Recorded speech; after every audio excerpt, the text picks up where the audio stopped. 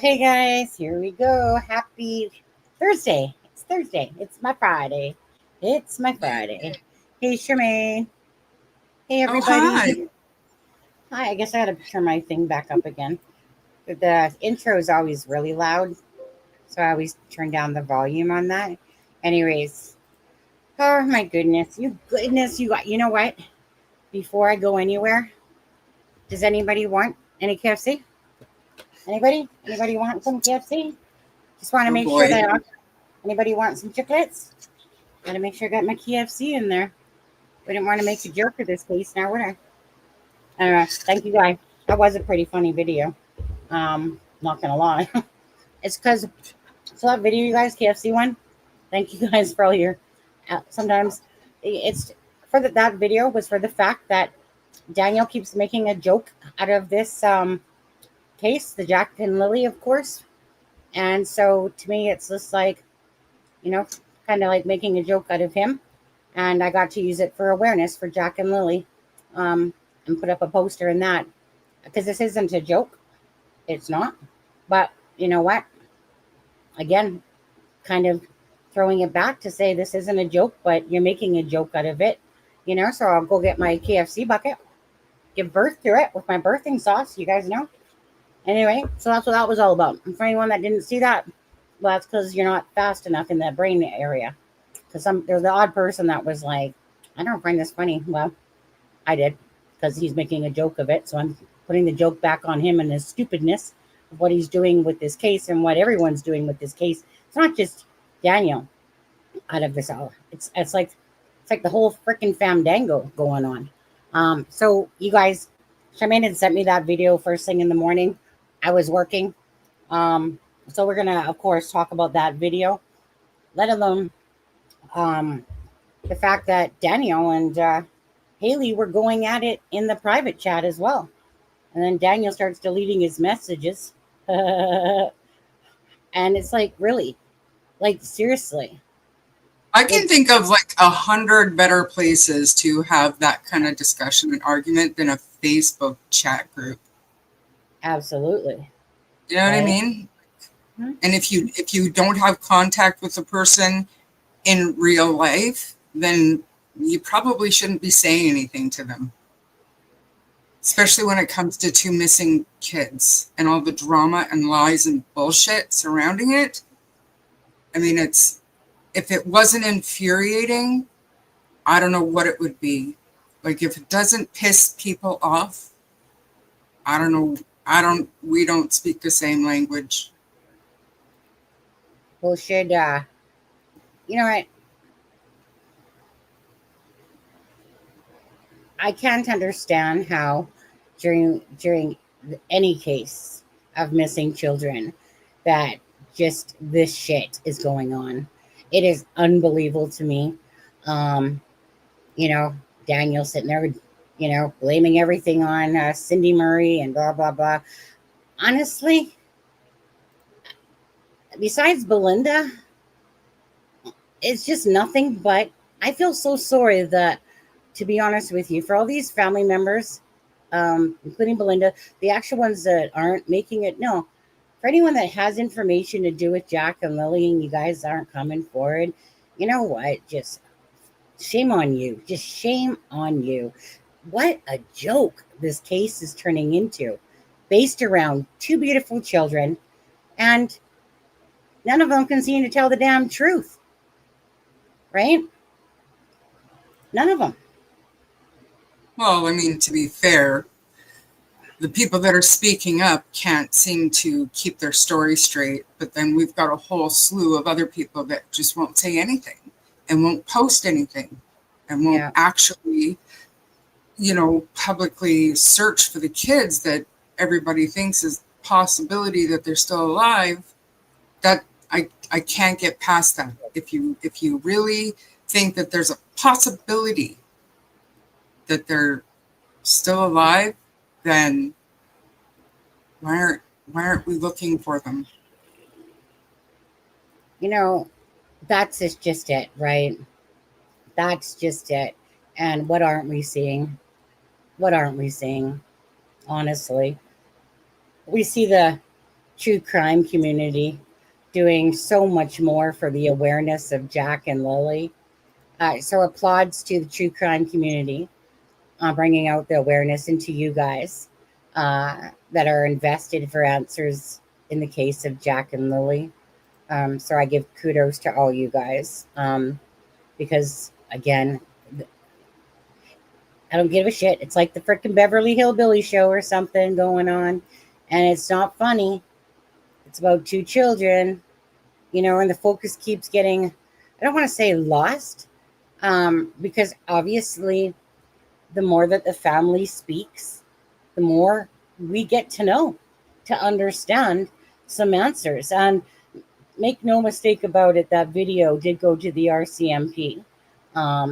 So whether or not the RCMP already heard this, well, maybe there's some stuff in there that they didn't hear. So that's where it all goes, right?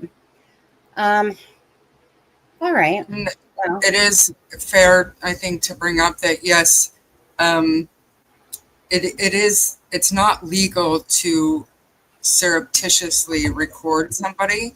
You have to have consent to record somebody in Canada. But I mean, the fellow that did the video is perfectly aware of that. He was willing to take that risk to try to get information. So whether that's genuine or not, I don't know. But at the end of the day, it was turned over to the police. So I want to say something different to that, to be honest with you. Because when I was in a case and I called up the human rights of BC, and well, this is BC. And it's single party consent, right? Because in BC, you can record someone as long as somebody else has knowledge. It doesn't have to be the person. It just had to be. But it could be different in Nova Scotia, right? No, our laws are pretty much, they're federal. We don't have, it would be a bylaw if it was provincial, but it's single party consent. So if I record you, I mean, you can record me all day long, right? But just don't make it public or share it with anybody. Nobody's going to know. Maybe right? that's different on that part. Memory or whatever, that's one thing. But if you're planning on using it, then you better let the person know that you're recording it. At the end of the day, that's never going to go anywhere. I'm thankful for another video of somebody talking. This is the TikToker guy. That, like I said, that guy was perfectly aware of it, and he addressed it at either the beginning or the very end of the video. Like he addressed it, so he knew. He was just willing to take that chance. So, anyways, at the end of the day, that's not our problem to worry about. We just got another video of Wade talking. Of course, Daniel would be. Daniel's trying to deny any of it, as usual. But it just boils really down to this. Janie, Malaya, and Daniel were all on that property. None of them can seem to tell the truth. Malaya has only told a couple of things. And again, I ain't here for Daniel or Malaya or Janie. We're just here for truth of Jack and Lily. And the more that these people keep talking or even not talking, well, now you have the stepfather. Well, it's Cindy's partner, Wade, which we've heard a few times now, right? And they've been in a relationship for, I think, quite a while. And so when Malaya left, she went to her mom's, and her mom is Cindy Murray. And, Daniel, I mean, he'll think of her as, of course, the evil mother-in-law that didn't want his daughter. From what I can see personally, like I said, I ain't here to stick up for Malaya. I ain't here to stick up for Daniel. I ain't here to stick up for Janie. I don't give a shit about any of those people, to be honest with you, because it's about two children, right? It's about two children. So why is there being such a mockery made out of Jack and Lily's case? It is disgusting. it is beyond, I don't even, it is beyond even like, thinkable that, well, no, it's not beyond thinkable, I guess, when you're lying or have something to hide, right? Then the truth's not going to come out. And, Daniel keeps pushing this narrative of, Cindy has everything to do with it, uh, unbeknownst to Malaya, who must have been comatose, that somehow, you know, Malaya put these children into the vehicle under Cindy Murray's spell, and that these children are off and hidden somewhere. And then you have the side where people think that possibly, both Daniel and Malaya definitely aren't telling the truth, and Janie as well. And where is Jack and Lily? Are they alive or are they dead? Simple as that. Um, anyways, we're gonna get into that. Think about this all logically. Of course, it's kind of like one of those videos that you have to listen to it multiple times to really grasp, because it is hard to hear. I tried to clean up the audio as best as I could in the time that I had and stuff like that. But if you guys haven't hit that like and the share button, get this on the right track. Remember, it's for Jack and Lily first and foremost, right? That's what we want, answers. The more that they speak, you know what? Daniel and Haley arguing in that chat, and then Daniel goes and deletes his messages.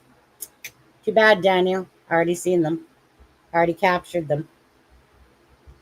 But it's just like, you're literally going to sit there and go off on each other in a Facebook group. There's no words, to be honest. There's just no words. No words at all for this. No words. No words. Besides disgusting. At the sake of two children. Yeah. Pretty sure Wade said arrest them all. They all need to be arrested. Anyways, okay, well, Charmaine, you know what? Alexza's going to be here at 4 o'clock as well. That's the criminal profiler, Alexza. So she'll be joining us. I've sent her the conversation or that video as well. Again, it's from a channel called Tint. And obviously it's the YouTuber that kind of like hidden in the fog, does TikTok, but then kind of started a YouTube channel over there. So we'll just, I guess, start from the beginning and play and start and stop as we hear stuff, I guess. Charmaine? Are you showing those screenshots here today? People in chat are wondering what the argument was about. Oh, no, absolutely not. I will talk about what was said in there, but they're from Lana's private group. So no, I won't. I was just rushing in there because I heard that they were arguing in there. So I didn't have time to sit there and try to read. I was just, okay, so I can read after. So I can talk about it, right? Thanks, Lola. Lola, again, if people can become a member and stuff like that or wish to, it's $1.99 a month. And if you can't, then, like I said, just come in here, give your support for Jack and Lily. And, yeah, I took screenshots of what pissed me off. Well, it's just this is just really disgusting, because that means that nobody's telling the truth. And Malaya has not come out to say anything at all. Maybe this might spark or two. Maybe it won't. Who knows? I truly believe in the RCMP and that they know probably most of this stuff, to be honest with you. And then it's just a matter of let them all lie. Yeah. Almost 99.999% support Belinda and only really trust what comes out of her mouth. And agreed. Well, no, I mean, it depends if they were in a different one as well. I'm not sure, Sunshine. If they took screenshots of this, they would have like a little dinosaur bluey background to it. Well, that's not true. Somebody just freaking took it. You know what? when it comes to these private channels, they are still very susceptible to a bunch of, people that are just snakes that make their way in there, and they can't help themselves. Some people, right? I'm still going to keep my word and, not going to show any screenshots because it's promise is a promise. But yet we're allowed to talk about it. It didn't go on for too long, at least the part that I've seen. But anyways, okay, let's just start playing the video. Okay, guys, again, Jack and Lily. Let's just remember these two beautiful faces. Actually, we'll talk about this quickly. August 9th, 2025, from 1 p.m. to 8 p.m., the West Side Community Center, 181 Lavina Street in New Glasgow is where the fundraiser event is going on. So whoever can make it. And just quickly, Charmaine, how's the bench coming along? Good. We're going tomorrow to pick up the cedar for the base. And then I've got the lady who's going to do the engraving. She's going to come and look at the wood on Saturday. And I'm hoping to have the bench done. I need to get it. I need to varnish and stuff. I'm hoping by the end of the weekend I'll be onto that task, as I want to put a few coats on it, get it real nice and strong, and then we'll worry about chipping and stuff like that. Yeah. And I'm just trying to look for the picture that Kent sent for the parade of Jack and Lily out here. I'll show this one. Let me just bring up this, guys. Show that dynamic. Yeah.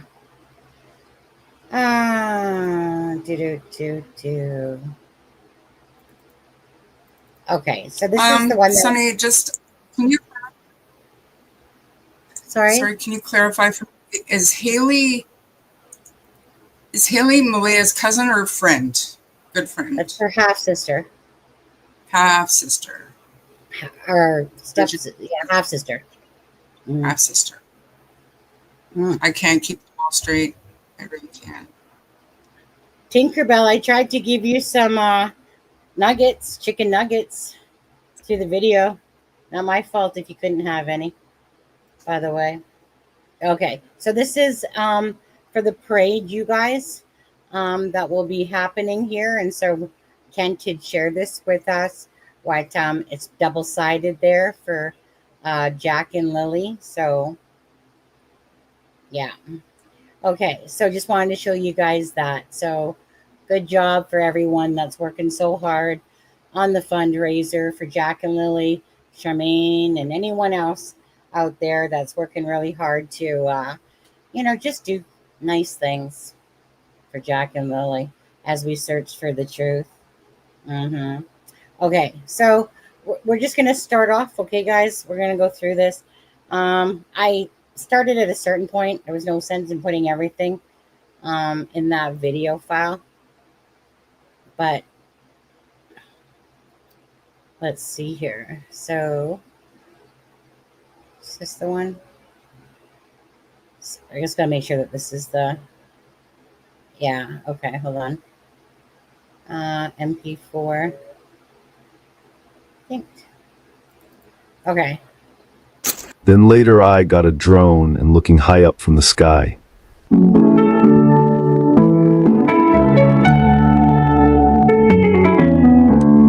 Checked and asked everyone who has any info. Why people ask me, I always told them because if their biological parents don't even care about them, then someone has to. I am just one of those people with time and opportunity to dig little deeper.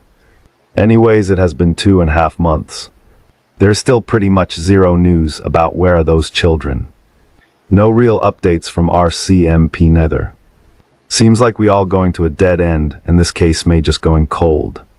But no, I won't let that happen. We all already heard from Darewood O'Grady for a while that he said Malhia and her family brought those kids to the Cypnicatic reservation. Somehow I just felt like he may be on the right path. So I decided to find Malhia or her family because I think she has the answer. And one day my friend sent me a link to a Kijiji ad from Malhia's mother, Cindy Murray, that she was selling her horse trailer. I knew that was a breakthrough for information, so I took that chance. What I did was I contacted her and arranged a meeting to buy the horse trailer. When I was there, I was greeted by her boyfriend first, then she also came out and took me to see the horses and the trailer. We came to an agreement that for me to buy it for $3,500, and I gave a $30. Okay, so But no, again, I won't let that happen. 1 second. So sorry. So again, Wade is Cindy and Wade have been partners for a long time, and so obviously they're talking about he's talking with Wade here, uses the ruse of purchasing this trailer for it. This again is the TikToker guy. Remember you guys with the video with Earl going batshit crazy?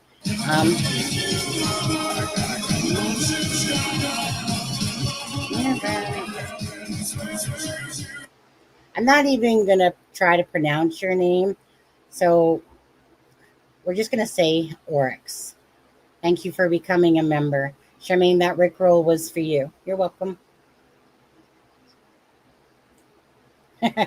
On there. So just this is from the channel. It's called Tint. I'll put up the link in just a second as well. Okay, guys. Notice it. Yeah. Well, if you guys don't notice, of course, that the talking and the video isn't kind of following each other. To me, I still think that this is the video for the words, but he did have to cut out stuff. So I just think it was kind of overlaid. It looks like on top of it myself. I know he says that she goes in. Go ahead, Charmaine. Yeah, like he does say that at some point in their meeting about the trailer, they had a conversation about a t-shirt. And then after that, Cindy went in the house, and that's when this fellow was able to switch the conversation to Jack and Lily. So this video that you're seeing is just them walking to the trailer and the horses and looking around, and the audio doesn't have video with it. So let's just get that straight. According to this person, Cindy was not around for the conversation about Jack and Lily at all. So, Okay, and it says so in the video. You just really gotta pay attention. So, okay, I've watched it like 3 times today and had my headphones on. I got you all. Don't worry about it. Yeah. At Blue JS for your comment. Thank you, but I know what I'm like this, and take this please as no offense, but if I want 100 people to drop right away at the start, all I need to do is play that video.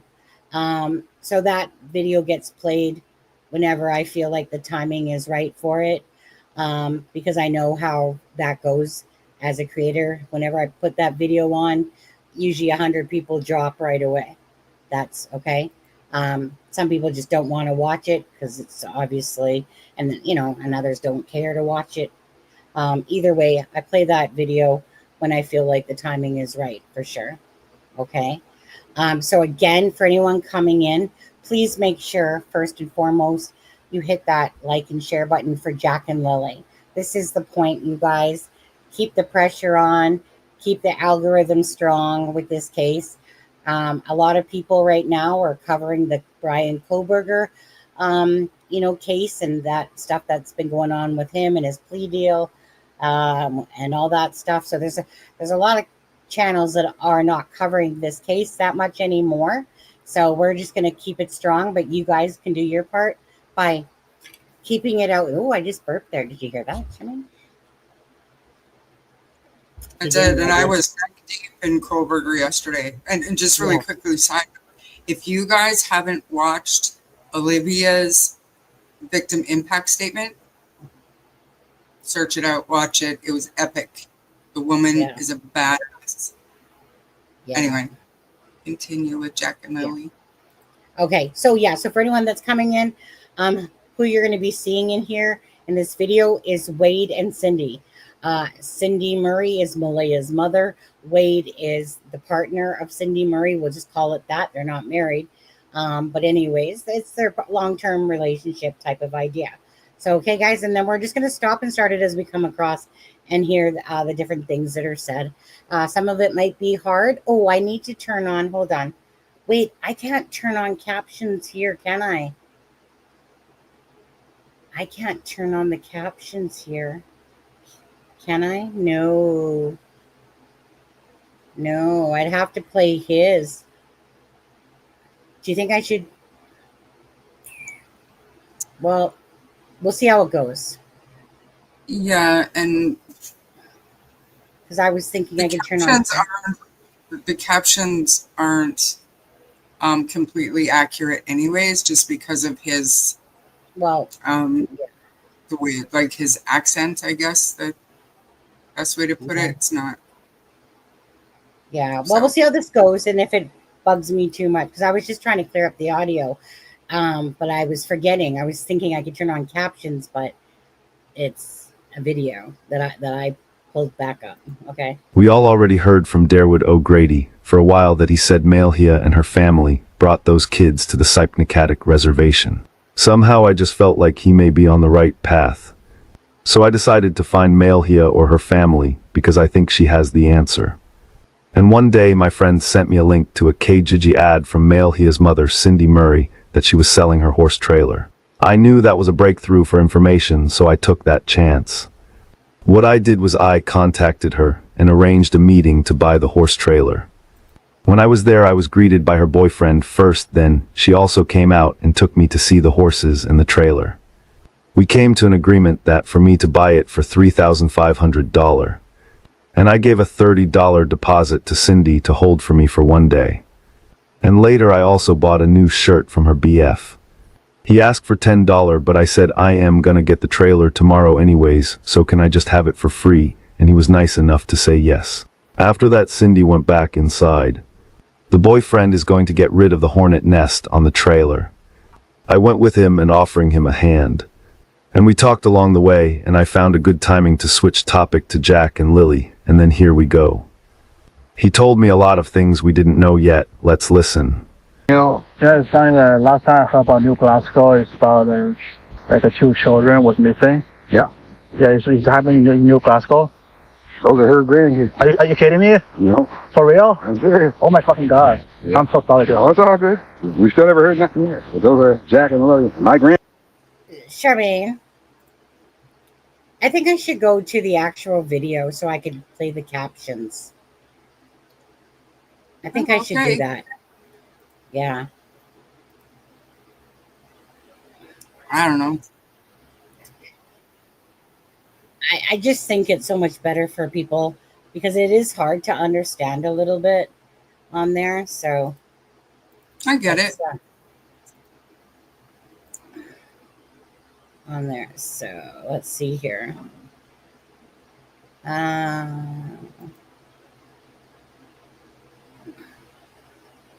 So we'll go about here, I suppose.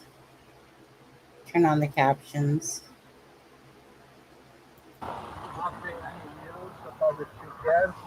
We never really heard nothing. Never heard anything. They don't say too much. It's only that boy that still say the boy. The Daniel Martell. The He's stepfather. on meth. He's on meth. He sells meth. Uh-huh. And he makes it. He don't like the kids. He beats the kids. He beats her daughter. That's what I'm But her saying. daughter may know more than she's saying. I said, your daughter's mine. You must know what happens. Only 3 people in the city. Exactly. We had to do polygraph and everything. You did get a party.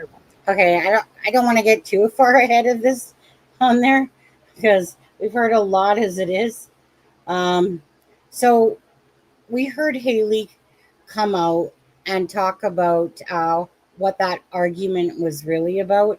She came out on Hidden in the Fog with Susan there. And she said, well, what Logan didn't tell you is about, we're going to call it math. But anyways, so she said that, you know, obviously in the trailer or whatever, that Daniel was in the bathroom, that there was a bunch of noise. The only thing that she kind of retracted on was the fact that she said that we went in there, and then she kind of retracted back on that one. But it wasn't like she took away from everything else. Everything else was about that. So we've kind of heard a whole bunch of stuff in this little tidbit that, and this is, coming out of Wade. Okay. So according to Wade, he's saying that not only did Daniel use, he sold and made, as well as we're going to use our YouTube words, that the children were basically being abused, and that they had to take polygraphs as well. Charmaine, what do you want to say in this part of it? Anything or? I don't know if there's anything to say.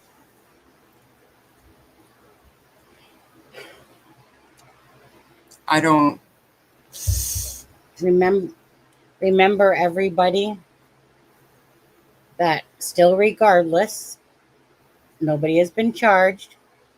This is no different than it's coming out of a family member's mouth, but does it make it true? Well, it doesn't. I mean, again, everyone's lying. So you guys have to use just whatever your thoughts are, to be honest with you. Use everything we've learned and, think for yourself, obviously, on what you possibly believe is true or not. Daniel, of course, is going to deny this till he's blue in the face. And it could be 100% true, or it might not be true. I do have one thing that I can say, because I listened to this so many times today that after probably the second time, I really sat and I thought about it, and I came to realize the probability that Wade would have brainstormed with Cindy and other members of the family, and maybe even Malaya, for the last almost 3 months about where those babies could be. And this is what's in his mind. So that's, and when I listened to it again and again, I kept it in that perspective, just trying to think like, okay, this is the information now that's in his head after having everything that's been going on. And you know how families, they bounce things off of each other, and like they have to be discussing it unless you believe they're involved, which I don't, especially after this. Like I didn't before, just be honest, but especially after this. So when you're listening from that perspective, that they've all been talking about this and now this is what he's thinking, I think it's a little bit more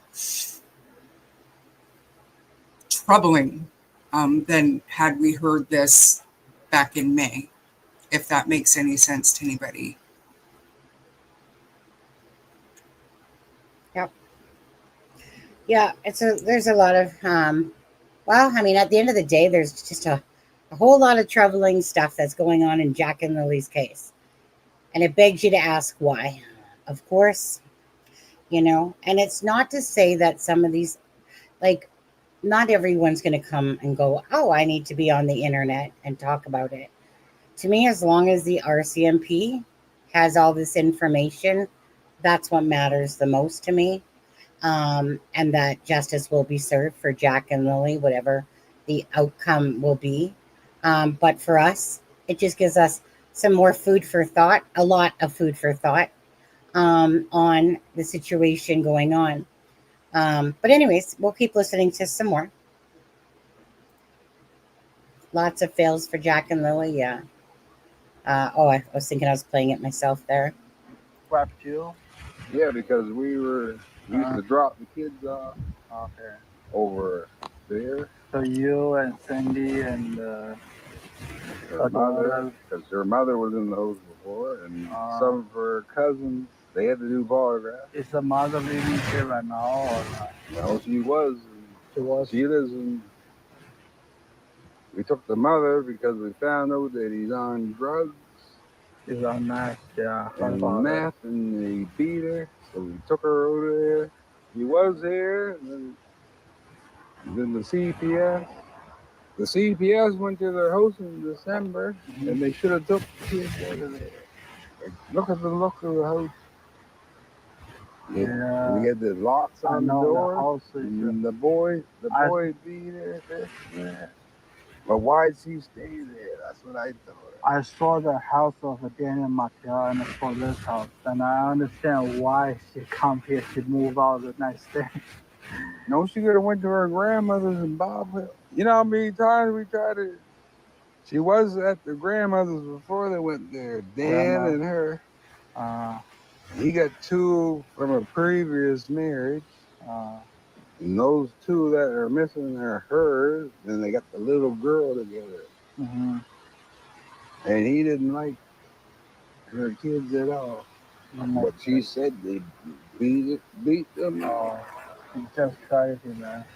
But she got a psychic that says they're still alive. I gotta put on my thing here.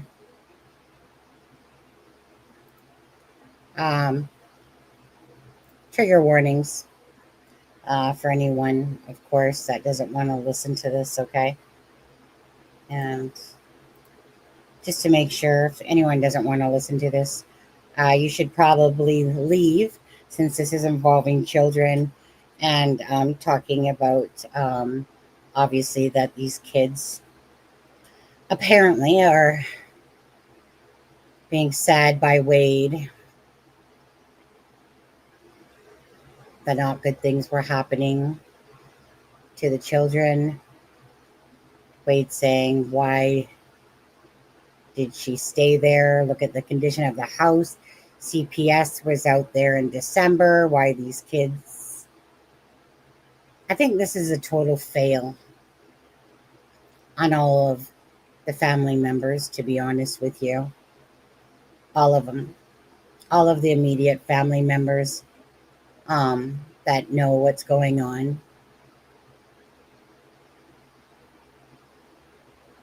What do you got to say, Charmaine? Well, you can't help someone who doesn't want to be helped. So soon You can call CPS. You can, and maybe they did, but they pretty soon he talks about how they had a U-Haul trailer and they were going to get her out of there, and she decided the day before that she wasn't going anywhere. So, I mean, it's sad all around, but you have to, I can't make excuses for Malaya. No, none of them. But I don't know that. Here I am being that, compassionate, whatever. You can't. Hindsight is 20/20, and I say it all the time. If you see something, say something. And yes, Janie, everything that went on over there was your friggin' business, because now you have 2 missing step grandchildren at best. But we're not in Malaya's position. We have been, if this is true, and leaving sometimes doesn't seem like the best option. And I know there's no excuse for it, but that's easy for me to say at 51 years old, 8 years removed from it. It's easy for me to look back and say that. But when I was 20 something with 2 kids, it was a completely different mindset. And I didn't tell my family, and they had no idea. Different story, because clearly these people did. So I mean, I have no words that'll make. Yeah. Well, I have a lot of words for the entire family, and I don't care, each one of them. Honestly, it's disgusting, just pure disgusting. What's unveiling in this case. There's no other words to say it. Lies, lies, lies, mistruths, inconsistencies, in the sake of Jack and Lily. I make no excuses. I would never make excuses for myself either. If my children got taken away because of the lifestyle I was living, obviously I would be accountable for every action that's happening. So there's no poor Malaya. There's no poor Daniel.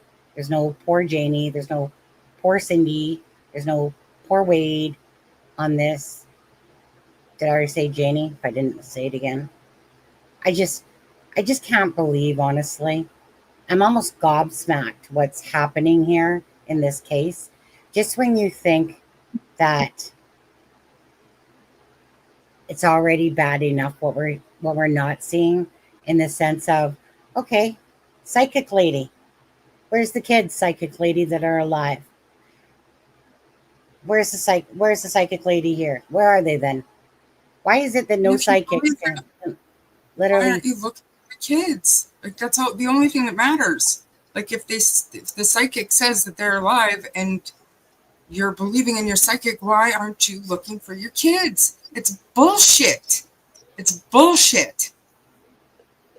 It's an excuse to not look because they know.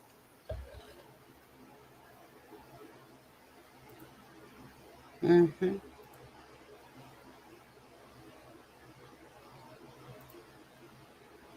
And I mean, this is just one case, guys. Like, imagine how many other kids and women are in situations like this. It hasn't quite got to the point that Jack and Lily got to, but they're everywhere. They're everywhere because people say it's none of my business.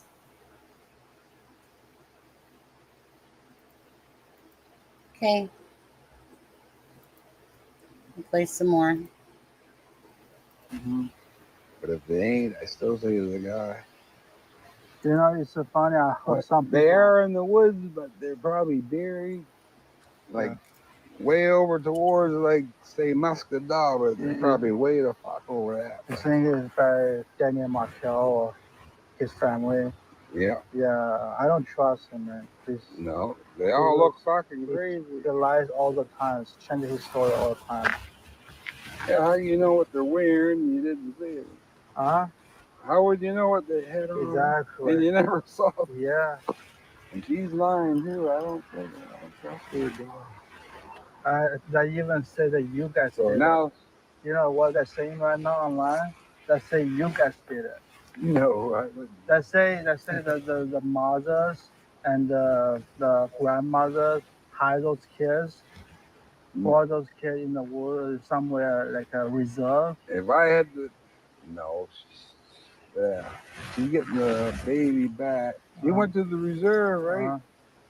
Because her grandmother lives over there. Oh. They had the baby there. Then the police came, took the baby.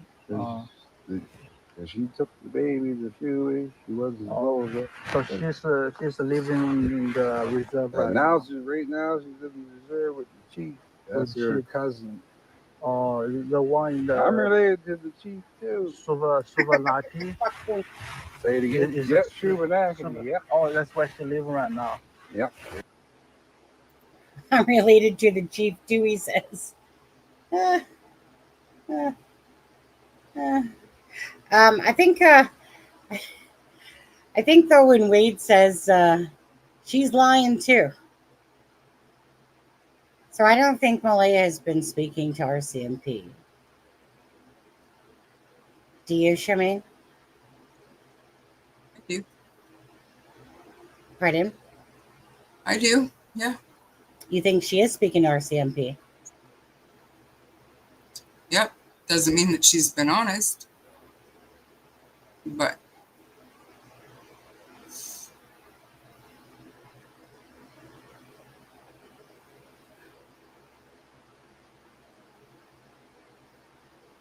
I do. They said the families are being cooperative.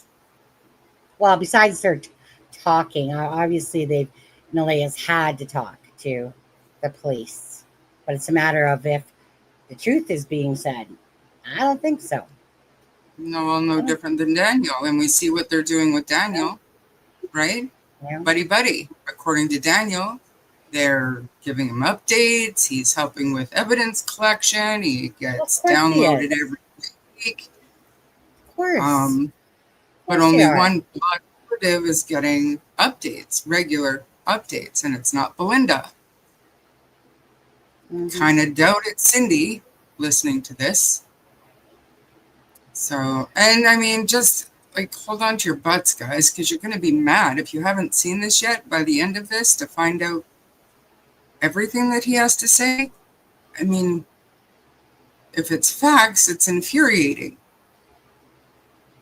And it leaves you not knowing what to think.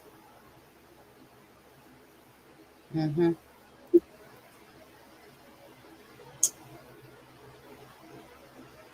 I don't understand how he was so free with this info with the perfect stranger either, but it almost seemed just like two dudes talking. Yeah. I don't know how long Wade has been with Cindy. I think just a few years from how Daniel explained it to me back when I talked to Daniel. But I mean, it could just be an outlet for Wade. And I don't think Wade thought for 1 second that this would end up on YouTube. No. So, I mean, when you meet somebody to show them a horse trailer that they're going to buy the next day, just chit chat into something where you have, you know, the guy brings up the case and is surprised to learn that, oh, she's really the grandparent of those missing kids. Oh my God, I'm so sorry. And, you know, you gain trust. And when you have nobody to talk to, and yet he seems to know a little bit about the case, I mean, I can see how it happened, but I don't know that I would be so free with information, particularly if I was guilty of anything. And let me make that perfectly clear. I don't think Cindy or Wade are involved in this whatsoever. I don't think so either. And I hope that they're okay with this coming out so that it sparks more conversation and more eyes looking at this stuff and more information for the police. And I don't know, but it seems to me when things get kind of heated in social media, the police seem to give an update. You know, every time things start to heat up and boil over, we get an update. We get something. So I would hope that Cindy and Wade, after they get over being angry, because I get that, they turn out to be okay with this. Yeah.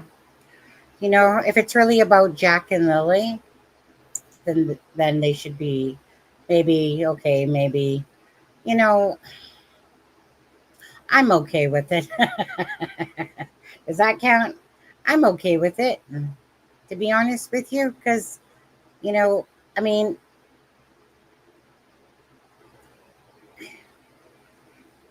I know that probably Wade didn't even have any inkling he was being recorded, but again, why would you be telling a complete stranger?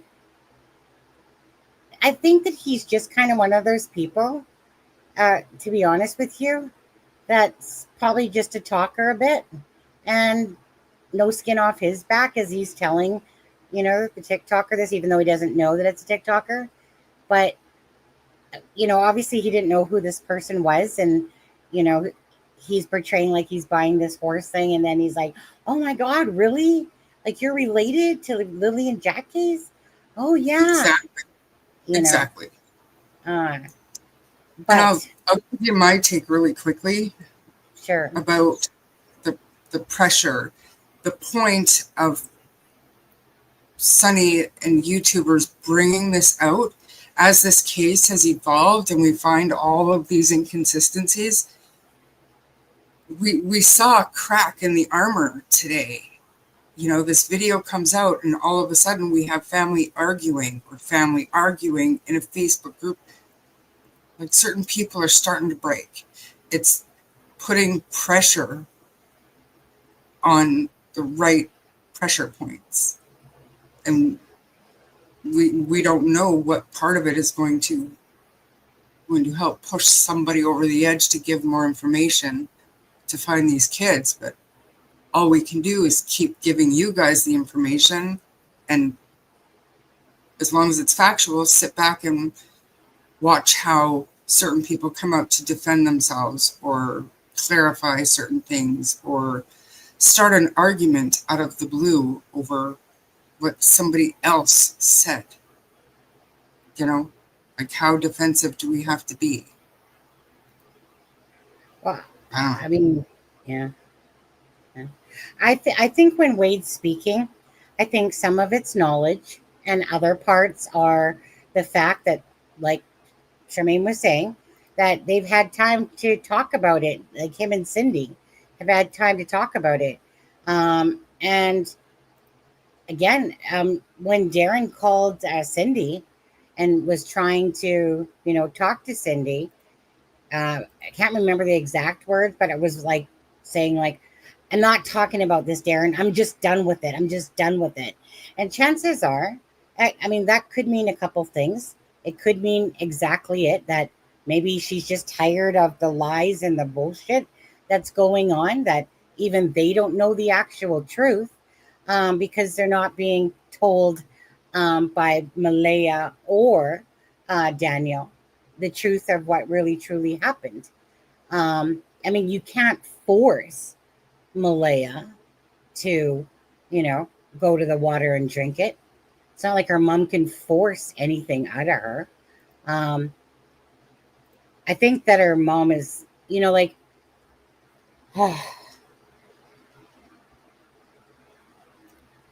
they're hiding something, obviously. That's what it boils down to. So I'm taking Wade's words with definitely a big grain of salt to what he's saying. I also think that, again, you can tell by the sake that he said that I believe that they're buried in the ground, because you can tell that he's in this video. It's like, arrest them all. Like, they're all basically lying. But Three you guys, of them. the three of them, yeah. He's talking about the three of them on the property. Janie, Malaya, and Daniel. And obviously the police would have done that if they have a strong case built against. I'm sure that you guys, this case is going to get answers. Now, it could be one of those cases where something happened to Jack and Lily. And so think of Lori Vallow case a little bit, right? The children disappear, and she thinks that they're, she tells people that, oh yeah, like JJ's here and and but at the end of the day, she was going to be arrested because she couldn't provide proof of life of where they were. And then they ended up, recovering these children at some point. Harmony Montgomery's case, the only reason why the mom got off is because she testified against the dad, whatever his name is. What was his name again? Montgomery. What was his name? But anyways, they still. What is his name? Adam, that's it.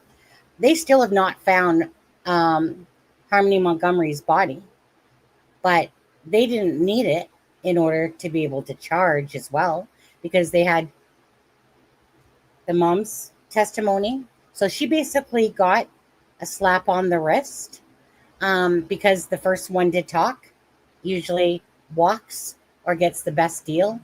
But Harmony's body was never recovered, but there was enough evidence that some cases they don't need the actual bodies, should this be Jack and Lily's case, depending on the strong evidence that potentially they might have against any of these people that are possibly lying or have something to do with Jack and Lily's disappearance. So anyway, bottom line is, as people keep talking, the more we can see that what happened to Jack and Lily, or kind of that whole day. Anyways, more interesting stuff. Definitely more interesting stuff going on here. Off the top, the diapers. No, there were none in the house, but I guess there were loads in the garage. Okay. Belinda, I think she's talking about. I think she's talking about the diapers with Cody, right? Yeah, that's what Rita's talking about here. When they moved Malaya out, there were bags and bags of dirty diapers. And I thought he had said in the house, but I had heard afterwards it was, and I thought it was the basement, but it could be the garage. Okay, 1 second. Hey, Alexa. Hi, ladies. How are you? Good, good. Oh, it's 4 o'clock already, isn't it? I know. Can you do me a favor? Can I just be right back? I just came home. Let me just run to the bathroom. I just want to make sure my microphone works. My husband is leaving. So one second. Good. So sorry. Good. You're good. Take as much time as you need. Okay, let me just go off to the ladies' room because I've been holding it. How do I pause this? I can't see. Has it been this long? I can't pause it. Your camera? Is your mic? Yeah, my camera's not. There you go. Yeah. Oh, there you go. Okay, I'll be right back. Okay. All right. I'm so sad, Belinda, for hearing this was happening to your beautiful grandchildren. Big hugs, Belinda. Yeah. Just a reminder for everyone that's in here. This is a very sensitive video that we are watching. You guys have been doing a good job so far of keeping it, respectful in here. Again, we're just ears listening to what the family is saying. And it's very disturbing, to say the least. This information that we are hearing more and more of.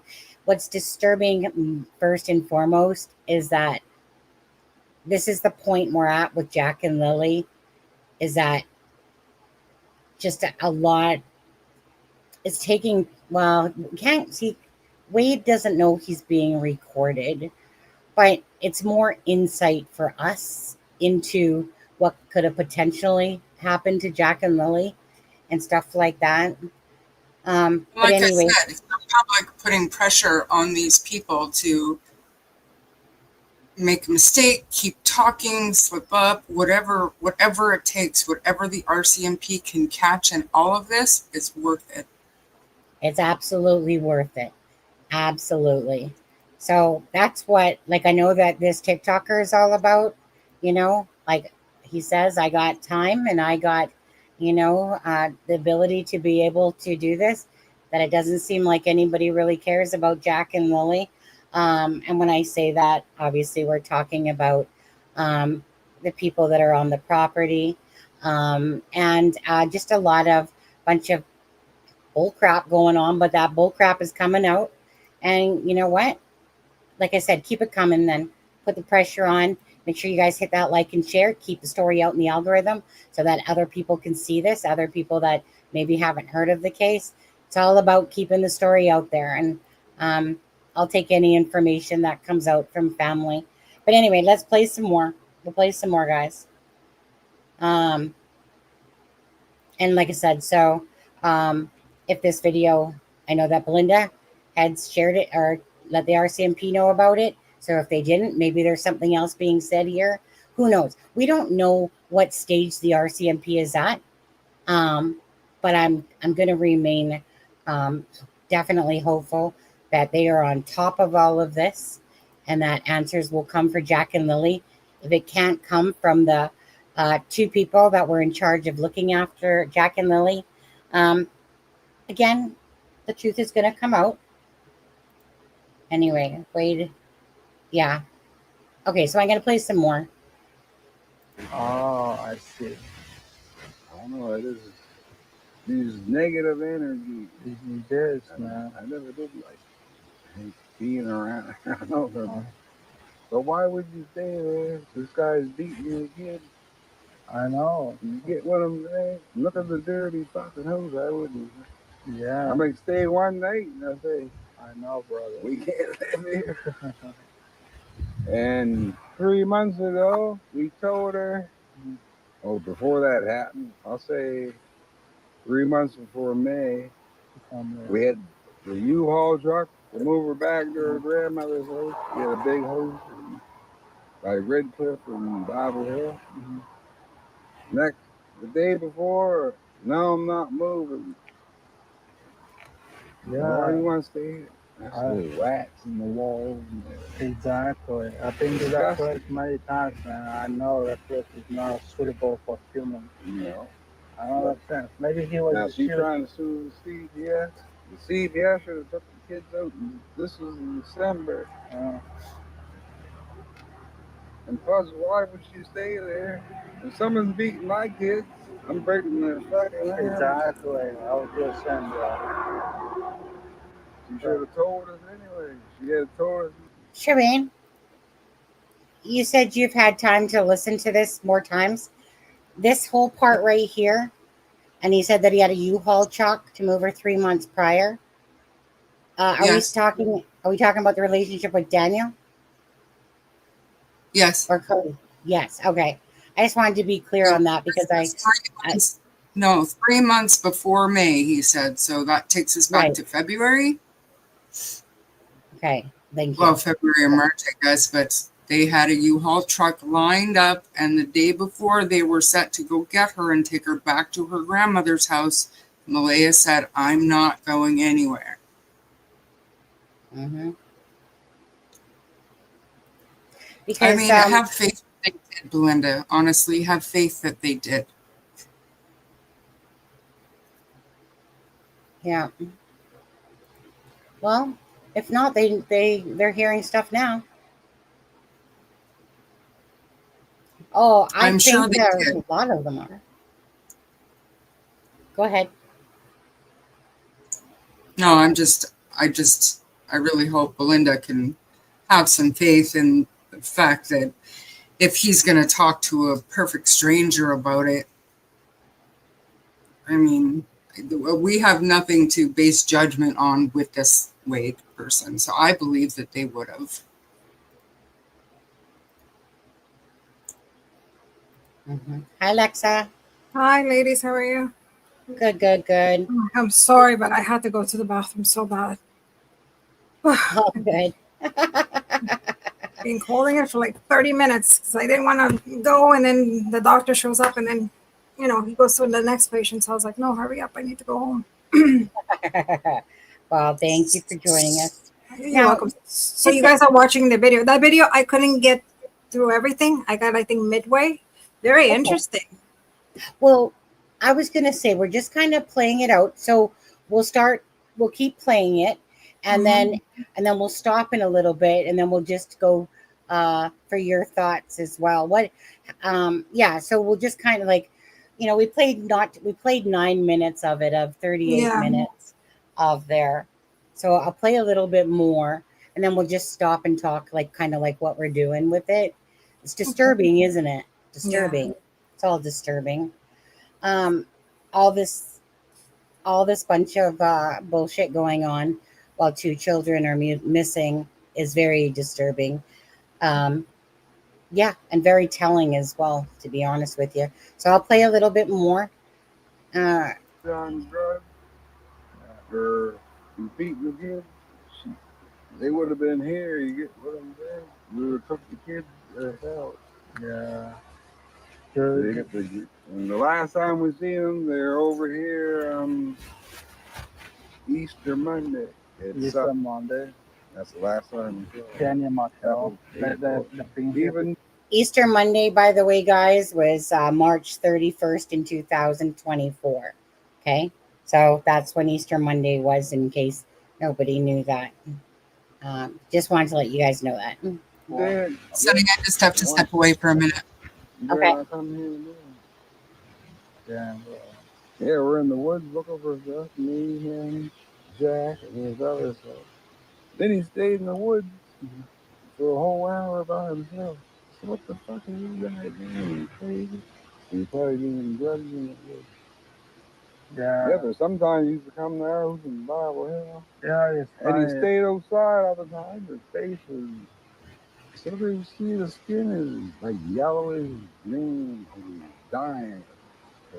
I bet he gotta be on drugs or something. Yeah. And he's not, every time he dropped the kids off, he was never there. And he probably wasn't even working. He wasn't working no once. Yeah, he just dropped a sells- bombshell like 2 days ago. He said black eyes on the way 2 days before I they were showed the missing. detectives some of the pictures. The boy looked like he's hard to get along with her grandson. Like you tell him to do something, he won't listen. See, he might have got mad and grabbed him by the neck and broke his neck. You don't know. You know what I'm saying? He might have. I don't know. Maybe. But you He's kids, on right? I mean, the kids shoot kids at the same time. Maybe the little girl witnessed it. I don't know. Oh, yeah. You never know. You never know. But her psychic says. That's for sure.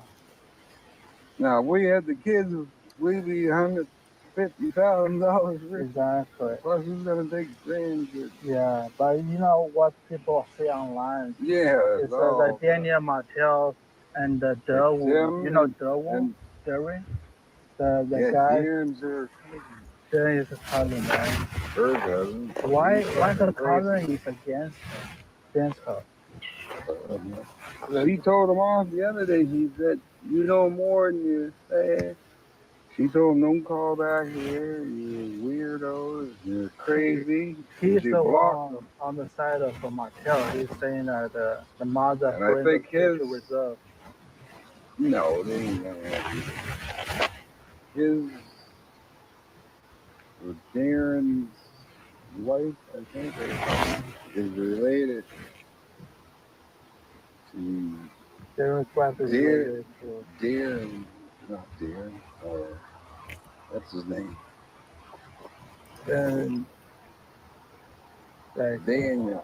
Daniel. He's related to Daniel's house. Same as the CPS. He knew that we were opening there.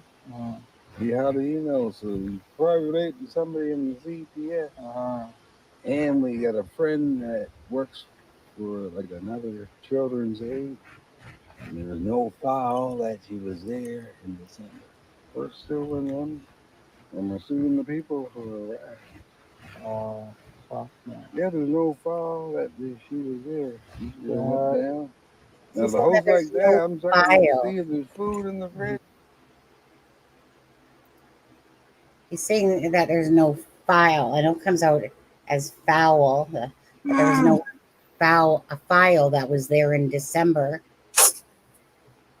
in there. Yes, and that they had a friend that worked for Children's Aid, and I believe they were saying on the reserve, Children's Aid on the reserve. But Meadow is in the custody of CPS. So, like, I don't know how they're piecing that one together, but. Wow. I was just trying to understand what he was saying there, to be honest with you. Because he kind of is mumbling, eh?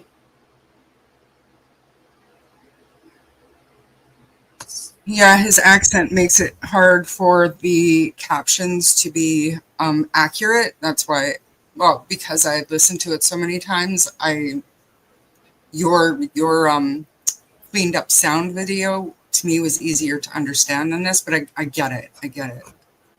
Yeah. That's hard because it's like because I want the captions because even I struggle, even in the cleaned up version. I still am struggling to kind of listen. So it does help because at least I get the gist of some of the things that they're saying, even if it's not quite coming out right on there. Hoy. Lexa, so far, just ask you, just your thoughts going on with the wacky Wild West here of what is being said. You know, of course, Daniel's denying it all, of course, and you know. But anyways, just your thoughts so far of what you One think. thing before we do that, what's the grandmother's boyfriend's name? Wade. Okay, I wasn't sure. Well, I mean, I honestly believe, like I told you, children don't go missing. Something happened to these children, and I do believe that. I think they know. I honestly don't think that they were abducted. I think they know what happened. So I don't believe that they're telling the truth. You know, I mean, as a mom, you know, I watch her, the mom, and she is like nothing. And we haven't, I don't think we've heard from her. I mean, I haven't followed this case as close as you two ladies have, but I watched her into her first interview. And even in the first interview, is very, I mean, I understand everybody handles, you know, situations differently, but still, you know, you would stay in the same house thinking that they're going to come back, you know, like a lost puppy. You know, they that's their house. They should know how to get back. I wouldn't move from that house. So that's very telling. Why would she leave? You know, I wouldn't leave. I would stay there. But I guess again, people act differently. So many inconsistencies, both Daniel and her. They say one thing and then they mean another. So I don't know. I really don't. I think something happened to these kids, and you know, I think they're hiding something. I think they know what happened, but they're not letting. But we'll see. We'll see how it goes. The only thing I don't understand is the grandmother, the maternal. Who is the no? The Daniel's mom lives in the property too, right? Correct. Okay. She lives in a fifth wheeler in the property with them, right? Do you know how close is her house to their house? What? Do you know the 20 you know feet the or fifth wheeler how close it is, or how far it is from the house, the main house? about 20 feet, 50 30 feet. feet. 50, Oh, really? not even 50, not even. Yeah. So that means that she could have Like, heard okay. something. Like if somebody came and grabbed the kids, she could have heard it. You know, I mean, her timeline to me is a bunch of bullshit too. It's all bullshit. It's just all bullshit, is what it is. Her timeline too. It doesn't make sense. There's no way to make sense of their timeline at all. I And think we're missing a couple hours in the timeline. I don't think they disappear when they claim they disappeared. no. I think they disappeared at a different time. Yeah, I believe so as well. And Wade does say that here too. In here, like a lot of people, it's kind of Daphne, do you mind if I play your clip, your video? Would that be okay, Daphne? If I go to yours, because then because you cleared it up, then I can turn on the subtitles as well, unless you did. I'll just wait for her to get back. You can't hear my AC, right? Because it's a little No. loud. I put my fan because it's so hot today. 1 second. Yeah, she said go ahead. Oh, you clip pieces? Oh, okay. So wait. You clip pieces of it so it's not kind of the full one on there? Wow. Okay. I haven't seen yours yet. The volume is low, though. Justin tried to play with it in low with headphones. Oh, okay. I'm just going to keep playing from here then. Thank you so much, though. Yeah. Like I said, I have the cleared up, but if it was in video form, you guys could do closed captions. But I can't on the video because I haven't. If it was at the end of the live, sure. I'll just do it this way. Yeah. Thank you. Locked, Thank you. It's Just just had to use the lock. And Daniel's daughter, she's like 8 or 9. Her name Rain. She said, well, they got locked them in the room. You all right? You know more than I mean, like they're around. I never did like it. Yeah. how about going about that? Yeah. It just won't last in like that. Yeah, I got- her down, bro. So like Are everyone. you Golden Retriever is a Pakistan dog, man. I used to have one that sold like Put down 2 years ago. Really? It was 14 and I don't know what happened. It kept throwing up and then 14, I mean. his eyes kept going like this.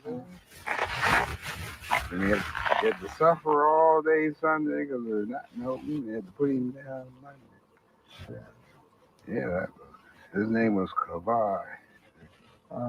He had a good dog. Here, cat. Somebody walking around. They go crazy. Yeah, it's best to put him down. Yeah, so he Yeah. talk to him. Now her dog seems like it's going blind when you see white. Shih Tzu, he's like he's 10. Yeah. So when you get a little blind, you might as well get fucking rid of The it. Jack and Lily play with dogs. Yep. They play all Yeah. the time. They're not scared of dogs. Now her dog's crazy and it don't Yeah. every time as soon as we hear that door, he's in the window. She's lying. She said it didn't bark. I never really listened to what she said yet. Imagine when my dog passed away on the TV show, I was crying like that. And then they had a cat up at the grandmother's. And we always had the 2 dogs and they play with the dogs all the time. Yeah. So they're trying to say they Im- don't know nothing about dogs. Imagine last 2 kids. This must be tough. How's Maria doing right now? When was last time you saw her? Yesterday they Yes. came up. Yesterday she was here. You know the boys, you say. Oh, You know what I'm saying? I know it just seems like she ain't sad. I don't know. she's not sad, eh? Yeah, it don't seem like it is. I told you, and I told her, I asked when Daniel got down, what did he do? Did he hit them? Did So she never cries in front of you, or you never show any he? Yeah, sadness? she does cry. She doesn't But cry. she must, I think she knows what happened, but she ain't saying it. She know what You happened. smoke? Sure, yeah. I love it. You get yours in the mailbox?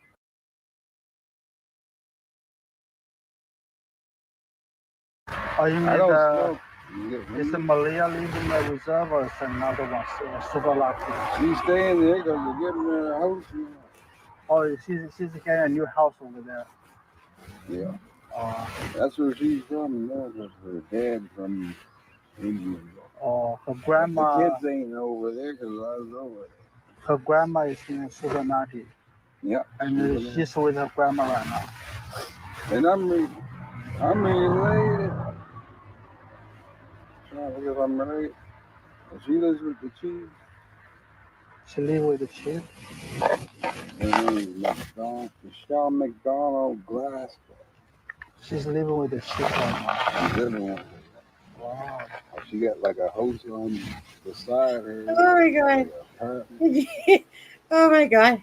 That's the caption thing. Said she's living with the chicken. They kept trying to say chief over and over again. And all these different words when I saw this said living with the chicken.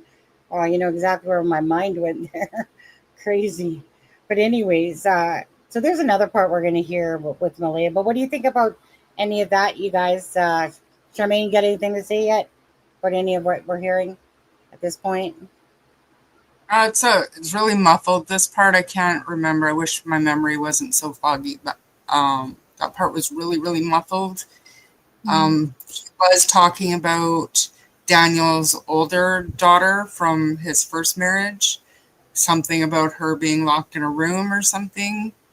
Like I said, it's super hard to make out. And there was Just that. troubling. Yeah, and that Malaya wasn't sad. Doesn't seem to be sad. Doesn't seem to be sad, and that she's living with the chief right now and getting a house next door to the chief. Why is she there? Like, what's the connection? Sorry for my ignorance, but Her family lives there on the reserve. Her grandma. oh, okay. Yeah, Okay. yeah. I mean, we're gonna be hearing him say. Um, so there was a picture, Alexza, that was put out by Cheryl, and it caused a lot of ruckus. Malaya and Cheryl at the beach. There was talk in one of the Facebook chats that, that she has a right to live a life too. Da da da da da. But then, with that, Wade says she spends pretty much every day at the beach. And so you're right. So these things are bothersome for sure, right? Obviously. So I mean, it depends. I mean, for some people, like the beach is calming. Like if you go there, maybe to meditate or, I get it. But I mean, if you're there with your bikini and you're, sunbathing and, it depends how she's going to the beach, I guess. So it can be interpreted either way. So do you have a picture of that? Do they have any pictures of her at the beach? I have it somewhere in an email. Okay, when you get a chance, just send it to me. Yeah. I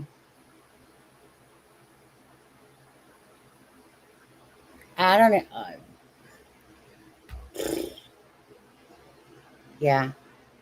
I'm trying to figure out, sorry, Belinda, but on the screen here, Sonny, I'd like to know what this means. Michael what has rant? That woman put me through. Michael has her.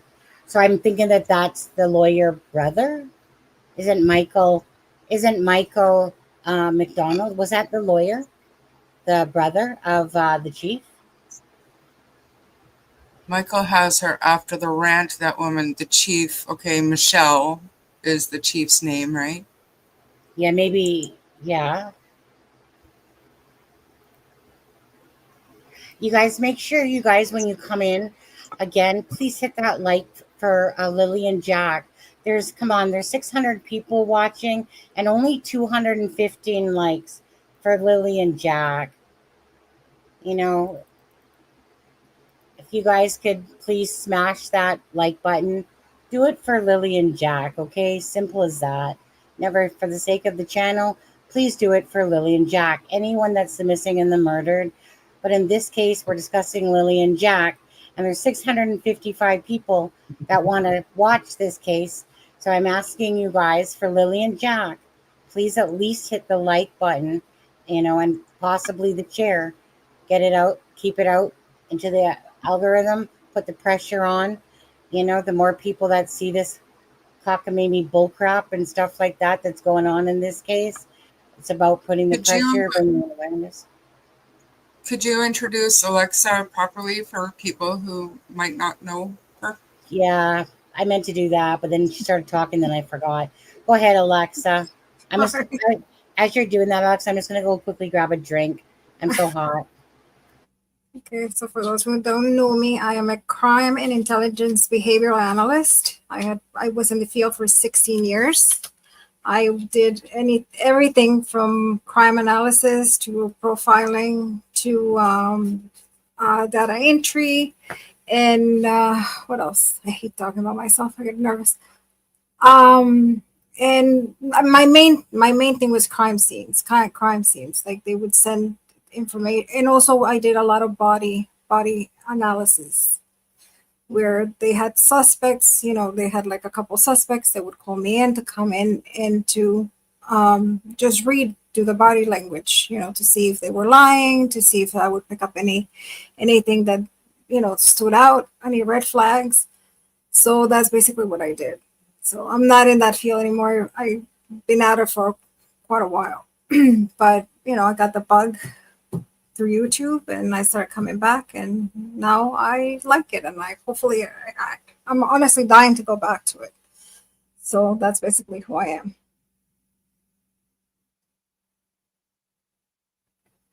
I don't know if anybody has any questions. Oh, thank you, Daphne. I appreciate it.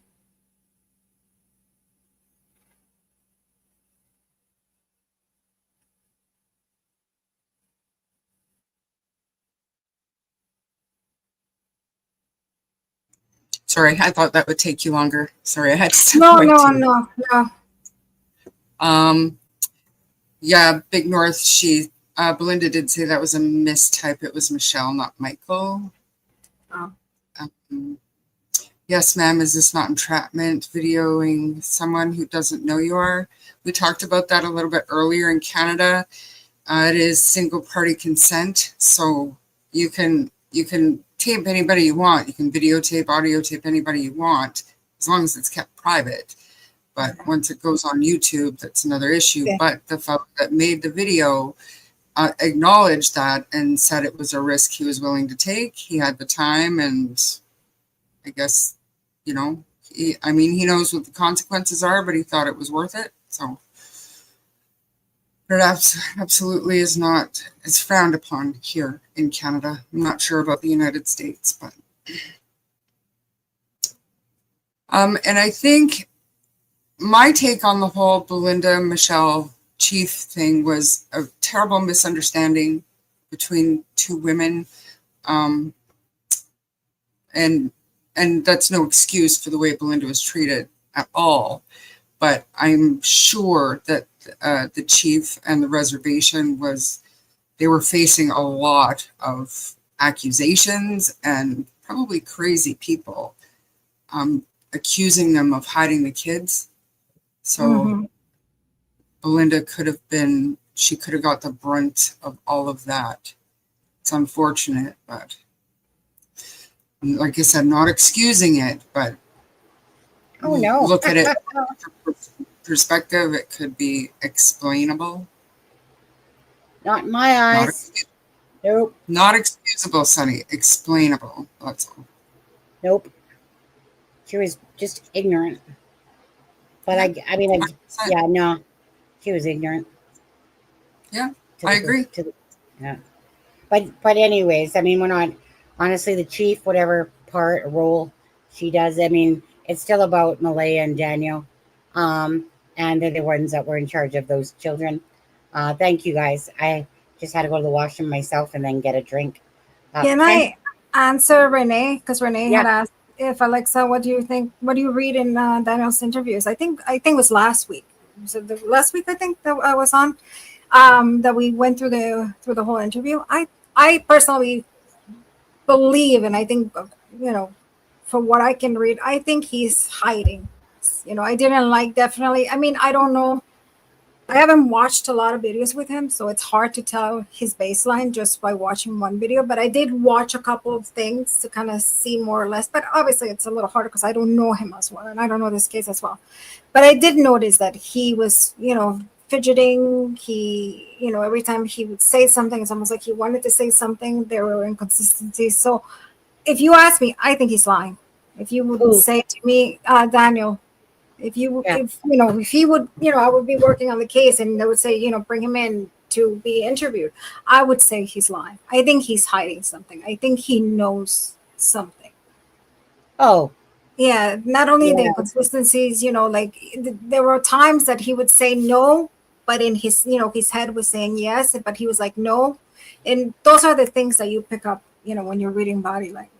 Obviously not everything is the same because, just because you're looking at something doesn't mean that you're like bringing the, looking at to the left or you're not bringing the audio. But it's the whole thing. It's the whole thing as it is. But I do think that he's lying. Yeah. I don't like the way he is. I think he's hiding things. And at times it's almost like he wants to say more and then he's like. Oh, absolutely. I mean, he could try selling ice to the Eskimos, but that's not going to work on them either. I won't think. He's blatantly to me, in my opinion. Hi, Daniel, because I know you're watching. He's just blatantly. He's like a little whack-a-mole that comes in. He's trying to make us believe in him, but to me, he's doing because he's so too hard. I mean, if he could crawl up the true crime, Facebooks and YouTubers, if he could crawl up our asses any more than he already is trying to, honestly, I mean, he deserves basically maybe an award for telling the most amount of bullshit in a case of 2 missing children to me, because what he's doing is he's so inconsistent and lying, because you could compare the different things that he said different ways. So that to me is lying, because again, he's doing himself no favors. And again, this isn't about Malaya, Daniel. It's about Jack and Lily first and foremost. Daniel to me is honestly disgusting what he's trying to perpetuate throughout this. And you got some people that are kissing his ass, and I don't get that. Okay, he's a suspect in the disappearance of Jack and Lily. So is Malaya. Okay, both of them are suspects. Simple as that. So anyone that's sitting there to me trying to suck up to Daniel's butt and sit there and make excuses for all these lies and inconsistencies, I just kind of find that, because it's supposed to be about Jack and Lily, not about, oh, Daniel. Yeah, oh, Daniel, I believe in everything that you say, Daniel. They did it. No, it's about Jack and Lily. Let's get that right. What Malaya's doing, that's on her. What Daniel's doing, that's on him. What the RCMP's doing, well, that's only for them to, of course, bring us the answers. And, of course, whatever, again, stuff that they're billowing out to the internet or not doing, as long as the people that aren't talking and family members have all given every information to the RCMP. And they're not, I mean, we'd have to think that they were complete idiots, and they're not. The RCMP are not idiots, right? They know exactly what time it is. Charmaine, did you want to say something, peekaboo? No, I was just gonna say I feel called out because I'm trying to be compassionate towards Daniel, but I mean, you know, I was just gonna make a little joke, like I feel like you're pointing your finger at me for being nice to Daniel, and I want to point out that just because, well, not so much recently, just because I am trying to be kind to him. I mean, clearly I don't believe him, and clearly I want him to clarify certain things. I just have a different way of going about it than some other people. That's all. So I wasn't calling you out in no way, shape, or form. I wasn't even thinking about you. I was just going to make a joke. That's all. And then I thought, nah. Yeah. It's for me, right? Just like I just speak my truth how I see it. That's it. Right? It's never to, of course, take away from what you're feeling. It's definitely the compassion side for Daniel. I lost that weeks ago. For any sort of even trying to believe that there was truth in him at all. I don't have the patience for bullshit, and I cannot do that myself. Like, find that compassion anymore with him. It's a joke to watch what he's doing to me, and I cannot not speak from my heart. I will always speak how I feel. People don't like it, too bad. It's how I feel. Whenever it comes to children, the minute I find that you're even, it's just years of HR having to deal with, difficult conversations and just the way I'm built. Even if I'm super angry at somebody, I mean, unless I'm triggered, right? But as long as I have to think things through, I can usually put my thoughts across in a more respectful and compassionate way, I guess. Like I said, that's just the HR in me. So I guess I'm not respectful. Don't really care. But I love you for it. I know. Again, me, Kent, and Charmaine all have our thoughts on this, and we each have our different ways. Bottom line is that I will always speak how I feel is the truth, and I'm not here to sit there and be nice to Daniel anymore. I'm sick of him, to be honest with you. I mean, I could care less if that man talks anymore, besides, whatever he wants to put out there, whatever, fine. But honestly, I have been really nice to Daniel and Darren, and I can't sit here. There's no HR in me for that stuff, not when it comes to, there's a difference, right? If I'm actually at my job when I was running a hotel, obviously different. Here, I don't give a shit. When you're playing with children, and you're making a mockery of a case, and that's to me what Daniel's doing. Again, I'm sick of his antics, sick of his bullcrap, and I'm not going to sugarcoat it at all. Alexza, maybe your turn on this one. What about that? Because I'm just a tell it like it is type of person myself. No, yeah, it is. Like obviously, I think I am like that too. I just say it as it is. And, some people sometimes they get a little offended because they're said as a professional, sometimes they think that I should be more courteous and maybe don't blur things the way I do. But I think from the years of experience, you learn to see who's lying, who's not lying. And, you can call things out that a lot of people don't see it or they don't want to see it, whatever. And, so I think I am like a lot like you sometimes. But sometimes I say something and I'm like, oh, I should have thought it through. I'm like, oops, too late. So, and people get pissed off because people are like, how come you're saying that? You shouldn't be saying that. You should. But I mean, it is what it is. And when you worked, with this for so many years, it's almost like a sixth sense that you see things, and when somebody, when I remember, like for example, like Kohlberger, like. I knew it was him. Like everything pointed. And when we went through many lives, and I remember one lady in particular from the Drunk Turkey show that she was so offended. They were like, "How can you be so sure?" They're like, "No, he's probably innocent." And then I was like, "Was he? Was he really?" Like time will always say, not that I want to be right, but it's like a sixth sense. Like you learn to pick up things quickly, and I say what it is, and I just call it like it is. And in this case particular, I hopefully it doesn't become like a Summerwell's case. Hope not. I hope not, but Yeah. I don't know why I'm getting those vibes. But I don't think that kids are alive. Unfortunately, I think the kids are not with us anymore. I don't think they're with us either. No.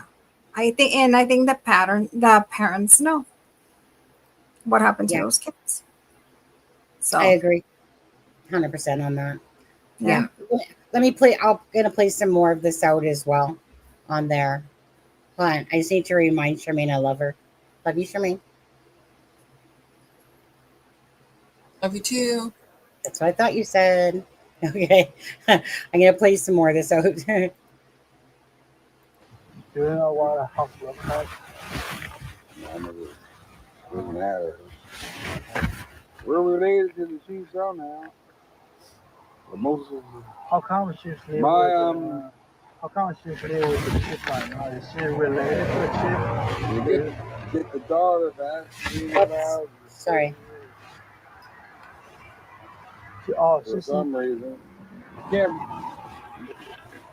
And plus, I told her she's looking for work and stuff. I said, you're looking for work? I said, whose baby is it? And I ain't baby's baby. You get what I'm saying? She's looking for work. You didn't want to take care of your little daughter. She's a year and a half. Yeah. So you take care. I know I ain't taking care. I'll watch her once in a while, but I ain't gonna babysit. You better hire a babysitter or take the baby to your great grandmother and drop her off to like that. Yeah. I like kids in there. Plus, you don't say hi or nothing. Sometimes you don't even say hi.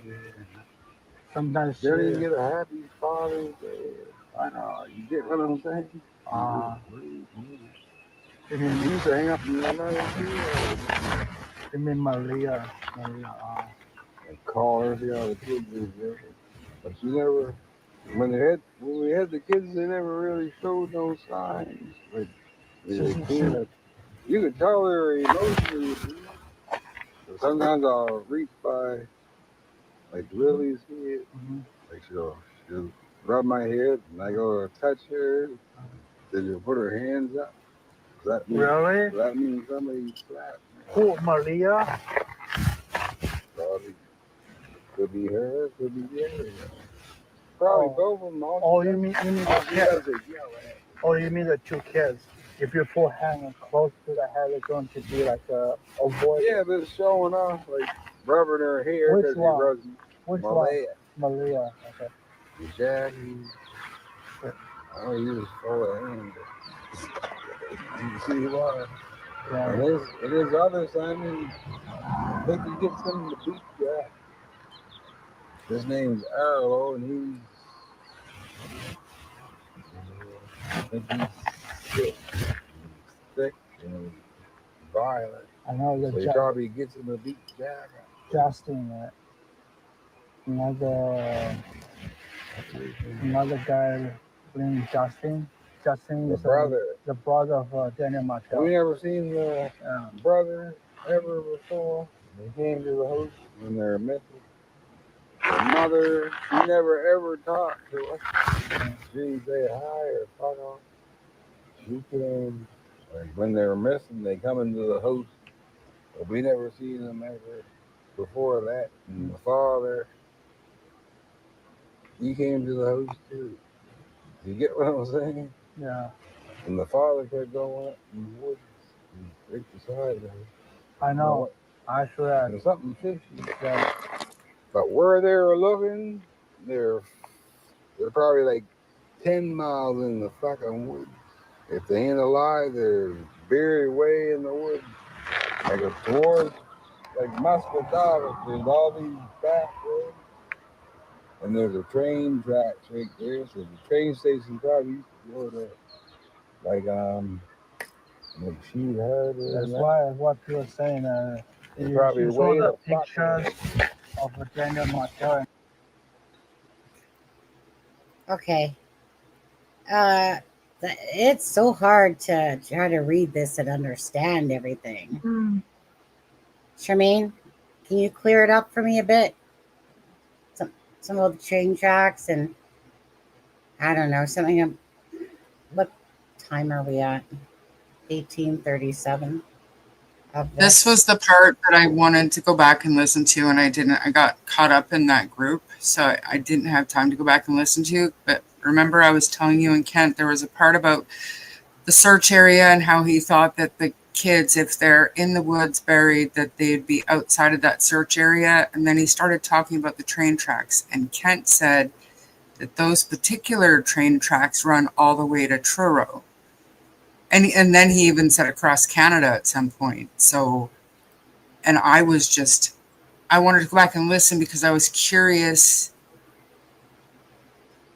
And even if, like we pulled up at some point, not right now, obviously, but Google Maps to find those train tracks to see what kind of, and I'm not Clutch Them Pearls. I'm not on the ATV. I've moved on from the ATV.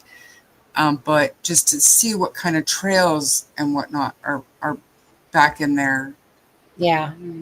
But I can't imagine that just because the search radius was, defined as such, if they had talked to the family and Wade and Cindy gave this speculation to the RCMP, if there was any reason for them to search that area. But it sounds like it's a huge area. So, well, I don't know. I mean, he made the comment in spare time. You need to pay attention better because nobody's just blaming Daniel. As far as I'm concerned, again, I think that they're equally guilty of knowledge of what happened to Jack and Lily. And if you listen to Wade here, he says, and if they are alive, he goes, and then he goes on to say that, but I think that they're buried, 10 miles or something like that. And he keeps talking about how Daniel spent all this time in the woods as well. If you notice that he keeps talking about that, like that he was gone for an extra hour, something like that. But he keeps kind of referencing Daniel being in the woods. I think that they're both lying is what I think. I think that this is an absolute, myself, in my opinion, a cover-up of the truth of what happened to Jack and Lily. And I think that there's more than two people that know for sure. I think that there's two people that know for sure. And I think that other people are lying, not telling the truth. It's disturbing. Alexa, what do you want to say there? Anything? No, I'm here now. Oh, okay. I'm still Um,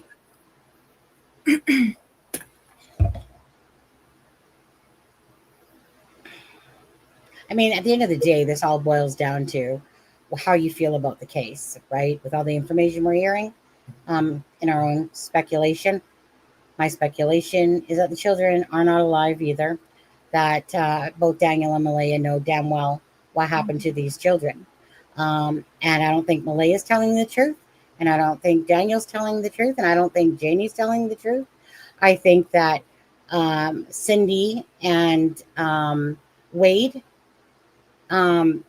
obviously seem not to know the truth either, because if he's even mentioning the fact, well, if they are alive, but I think that they're that, then that shows that to me, it makes me seem like that that Malaya's not even telling them the truth, like he said, like Wade said. And like I said, I'm not here for Malaya or Daniel or Janie or anybody else, actually. I'm here for Jack and Lily. That's it. And the more we hear from the family, like I said, this right here, that's what caused Daniel and Haley to have this argument. Instead of focusing on Jack and Lily, right? Daniel's too busy denying everything in a chat room.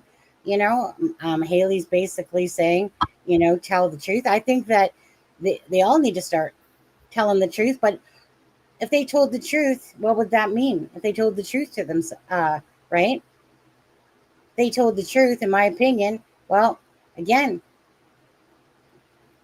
Jack and Lily come to the side versus self-preservation of themselves and over Meadow. And and I don't think the focus for them is on Jack and Lily at all. At all. If they were alive, you would think that everyone would be searching and putting out posters and not making and cracking jokes about getting a stapler and hiding.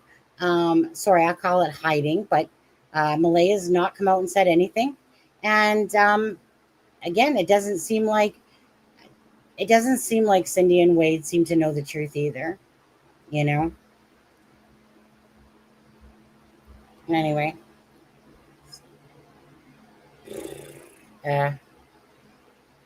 well, keep playing. His father was on the ATV. There you cutting go. up I block. never had that before. Everything I was. never seen that ATV before. Yeah, Before that. everything. That means is just kind of fine. messy, but just the ATV is so fucking clean. I wonder how far they search. Why don't they search the boat from here to the end here? This road goes way down, probably 3 miles. But the thing is, why Malia, she saw something. She must saw something. The Yeah. story was same as the Daniel Martell. Yeah. Why she don't come out and say something right now? Well, I don't know why you bring him around. He gets fucking. And I saw a picture the other day. Malia, she was on the beach with her friend. You saw that picture? Goes to the beach every day. She go to the beach every day? Yeah. Just like a mountain. Do you think she actually has the kid? No, he don't have them. Somebody got them or they killed them. Have you ever been to her place in the supermarket? No. You never been there? I was at the grandmother. I used to hang with her dad like a long time. It was crazy on the reserve at night. Yeah, you don't want to go there, man. I don't want to be a cop. I can probably go there. People are gonna think I'm a native too. I'll be free. My great grandmother was full Michigan. And I'm related to My friend. Now get this here. You heard of East Preston? East Preston? No. North Preston? East Preston? No. Juvenile Reserve used to be there. Mm-hmm. It's all areas, all so-called black people get. Yeah. So they took the lighter skinned people and put them in the street. That's right. And the book, she's the How are book. they going on about? She can get her card, so you can get money, I hope. And if the person that ain't president, they'll get any money. They won't register them. I can't even get registered. And my great-great-great-grandmother called Mexican, and she's from, it's called Fort Foley Reserve. You go to Sackville, New Brunswick, and you go way down towards Georgia. Most of the so-called black people are Micmac. Same people, different names. They can't get together. Yeah, bro. You know what? I treat everybody the same. Get out there. They said RCMP is so useless. They Yeah. can't find anything. They only check the cam footage, the trail cam footage after like the 20 That ain't days. no good. Yeah, that's They not should've- good. They should have poured off the whole fucking block. People all in the people in the Yeah. You're woods. I was saying even in the woods. As soon before I even got to the place, they said the kids are missing. The first thing I thought is damn. I even told the police. I can't blame you. I mean, I It's actually, him. Fuck what you say. yeah. The girl knows. Malaya knows. Guess what? They're 34,000 in debt. So they might have been ripping off You and Daniel Martell? both of them brothers. Uh, See, they're probably registering all 5 kids. that wouldn't surprise me. I only work like once a week. Yeah. You get the same? It's not even working.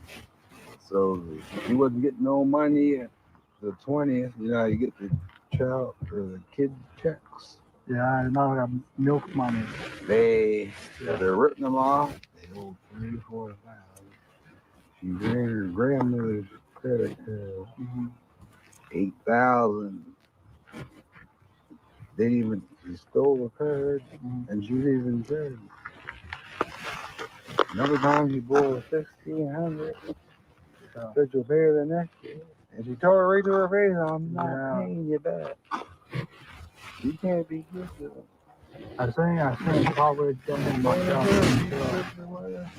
But you're saying, No, don't bring them to come. yeah, but some people online also said maybe Malaya did. I'll stop that there because this seems to be about the whole money part. Something about $34,000 in debt. I'm not sure if that's because they're trying to rip off the government. And then they got, because Darren did mention that Malaya's checks were getting stopped and that they basically had no money. Charmaine, do you have a little bit more insight into that? What he said there? I'm not 100% sure if I missed it, but I know at some point he speculates that they were claiming for all 5 children, even though his 2 from his first marriage weren't living with them. Mm-hmm. But I also remember that Darren had said that Malaya hadn't filed her income tax, and so the government had stopped her child tax and GST and everything else that you get. So, I mean, who knows, right? Yeah. Could be one or the other, but I do know that if social services finds out that you're claiming for kids that, even if it's like your child tax, I have a bizarre story. I had full custody of my daughter, and the government came back on me because my ex-husband claimed for her 1 year, like years after we had separated. And they literally made me pay back 10 years of child tax benefit. Because when we split up, I didn't go for custody because he didn't take me for custody. It was an agreement. We went for child support order, but custody and child support are two different things. But because we both claimed they didn't give any to anybody, so because I didn't have custody papers from the day of our separation, they made me pay it all back. So, I mean, it could be something like that, but again, two different words. This or what Darren said a few weeks back. In my opinion, I bet you any money that they're scamming the government. Oh, yeah. Oh, probably. Absolutely. Absolutely. You can't work 1 day a week and have employment insurance and expect to raise a family on that little bit of money. Yeah. So. Hold on, I think I'm having. She didn't work. Malaya didn't work, right? Yeah, she worked at, I think, purchasing Temu items or something like that. So she did work. And what does he do, Daniel? Sawmill, sawwood place, lumber place.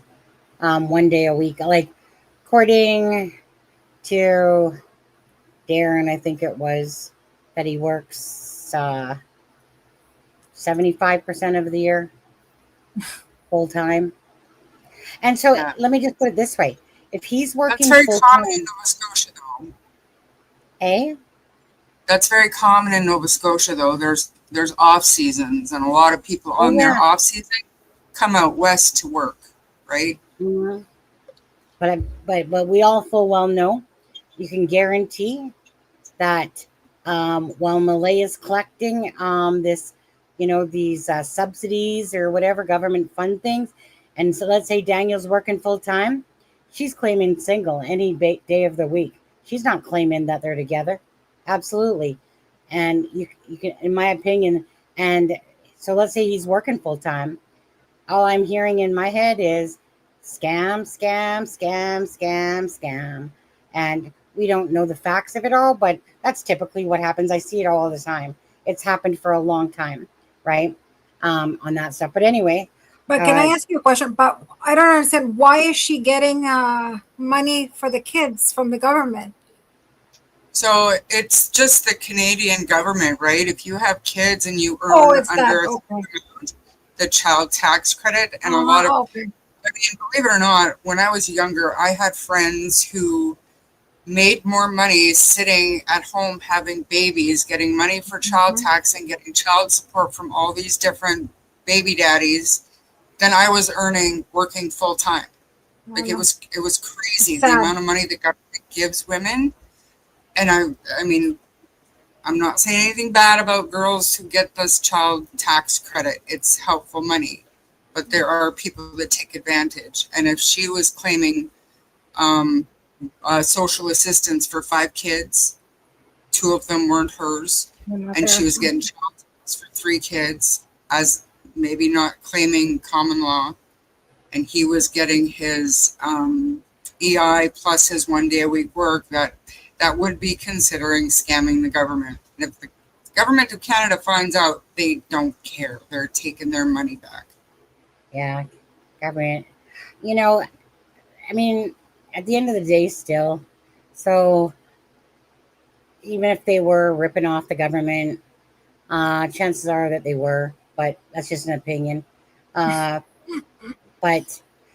still about Jack and Lily and the truth. Yeah. I mean, whatever fucked up lifestyle that these people are living, it's about Jack and Lily and about what's going on and about all this, what Daniel's doing, what the story is. I don't even have words at how angry I am as a mother to watch what's going on. And these are not my children. I find it very disturbing with what's going on. No, I'm more than disturbed. I'm outright outraged at how this case is going and by the people that are involved in the disappearance of Jack and Lily, because no matter what, they disappeared underneath Malaya and Daniel's care. That is the bottom line of it all. So why do we have Daniel popping in like a freaking gopher everywhere, a little weasel, in, out, trying to sell us all this stuff. There's nothing about their timeline that makes any sense whatsoever. Starting with Malaya's timeline from 8 to 8:30, ending to the phone call at 10:01. But the true matter is, what we do know is at 4 p.m. they're spotted in near Highland Mall. Anything up until 10 o'clock, nothing that they have said, including Janie, makes any sense. And it just boils down to, if you're telling the truth, which that's not happening, that's going on, then it should have been an easy flowing timeline. But instead, it's like a zigzag, and it's almost like they never sat down to talk about what they were going to say, because it was all, I mean, bottom line is, They couldn't even keep track of what they were saying themselves, let alone what everybody else was saying, to keep everybody's story straight. You know what I mean? Like, they talked about it once, I think, and then all their memories got skewed because of all the different stories they were telling. Like, it's bizarre. It is bizarre. It's all bizarre. It's bizarre what's going on from Malaya's side. It's bizarre what we're hearing Wade say. It's crazy. And, you know, this stuff only happens when people are lying. That's the bottom line of it. You know, I said the other day, and I'll probably play it later, you guys. Orin and Orson Wells, a case. You want to see, again, two parents that virtually are saying almost the same exact stuff, that the children just somehow managed to get out the gate, and, you know, and they just bold-faced lied. They've been charged, although they've never found the bodies of Orin and Orson. They have been charged because eventually all their lies and all the digital data caught up with them. And they were both charged, of course, with basically taking the lives of Orin and Orson. And these, I'll play it for you guys later, because a lot of people won't know of this case from Canada at all. But you want to talk about a typical thing that kind of happens and what people say. And then they try to make you and try to make you believe this fabricated story. That's all I see here is just a bunch of cover-up lies, fabrication, and nobody seems to be giving a shit. I'm not including Belinda and other family members that truly care about Jack and Lily.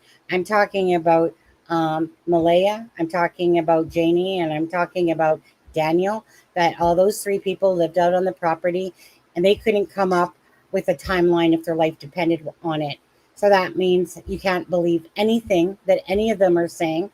But that's okay, because we're just here to bring awareness to Jack and Lily's case. We're here to bring out any information that comes out, whether, like I said, whoever is speaking from the family. You know, this video is going to stir up a lot of stuff like it already did. But awareness and answers. And the people that aren't giving the answers and are trying to talk on social media, and you're only giving part of the information you know to social media, why even have bothered? If you're going to come on social media, well, maybe you're just new to it all and you didn't realize, like Haley, for instance, well, Logan as well, you're telling part of a story. You're giving little bits, and you can't talk about the rest, and you can't talk about this. Daniel has no problem talking about all these things. I don't know why other family members don't come out and, speak on it as well. I mean, there's certain things Daniel started off by lying about the pink blanket.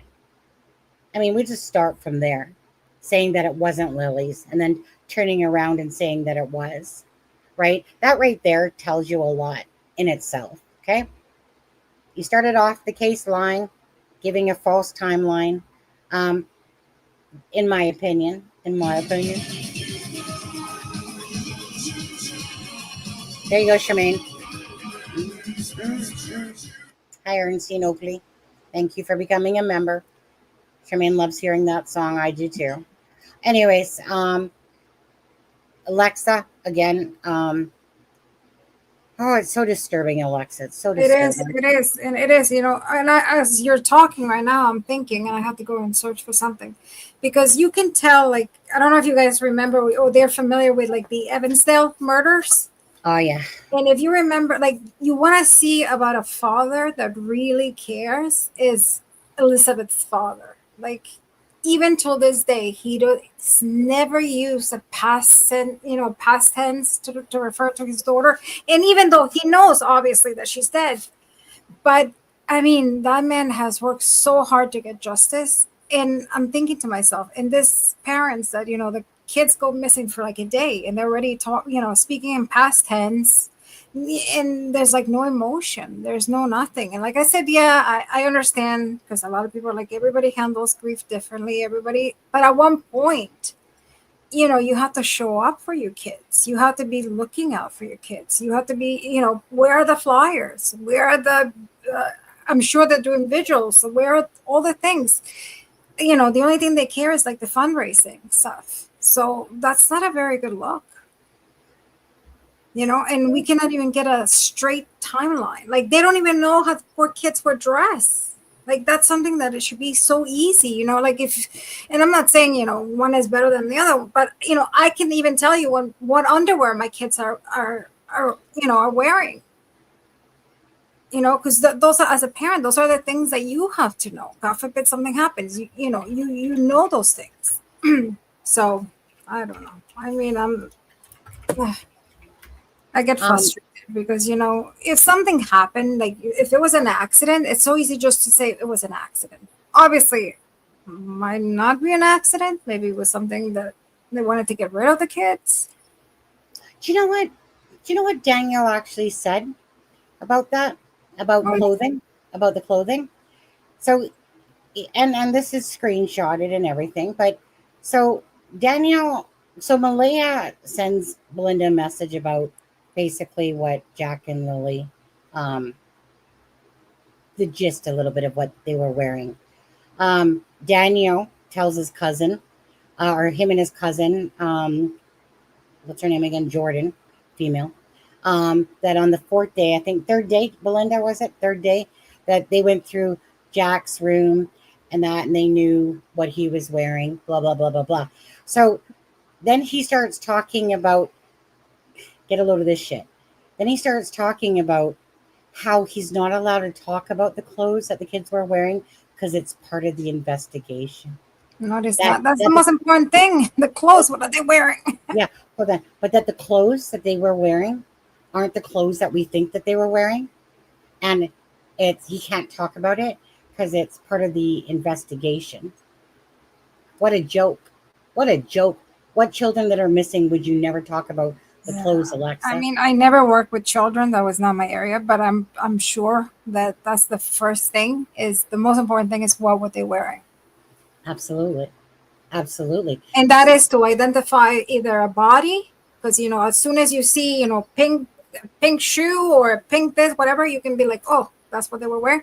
Or if they were abducted, you can remember, oh, they were wearing that. Yeah. But in this special case, it's secret. I never heard of that. That's because it's not true. Of course. That's because it's not true. Makes no sense. That makes no sense. No. None of it makes sense because it's all nonsense. It's a bunch of noise. It's a bunch of mistruth, inconsistencies, and lies. Right? That's all. I mean, we know this by now, I would think. Yeah. And what about the RCMP? Have they said anything? Are there any updates, or they have said just quiet? I mean, I'm sure that they can't say too much, even though they might think that somebody is, it's not like us that we can say stuff. They cannot say all this, what they're thinking, basically, without proof. There was an update by the RCMP recently to tell us, about the 5,000 pictures. And Charmaine, do you know exactly? There was, I think there was more people added. I'd have to pull it up, to be honest with you. Mm-hmm. Do you remember? There are a few more witnesses interviewed. They outlined the tasks, like 800 tasks that they were currently working on, and And then they updated the list of resources they've used. Absolutely nothing about new search efforts, plans going forward. I mean, it was a big nothing burger, unless you look at what they didn't say.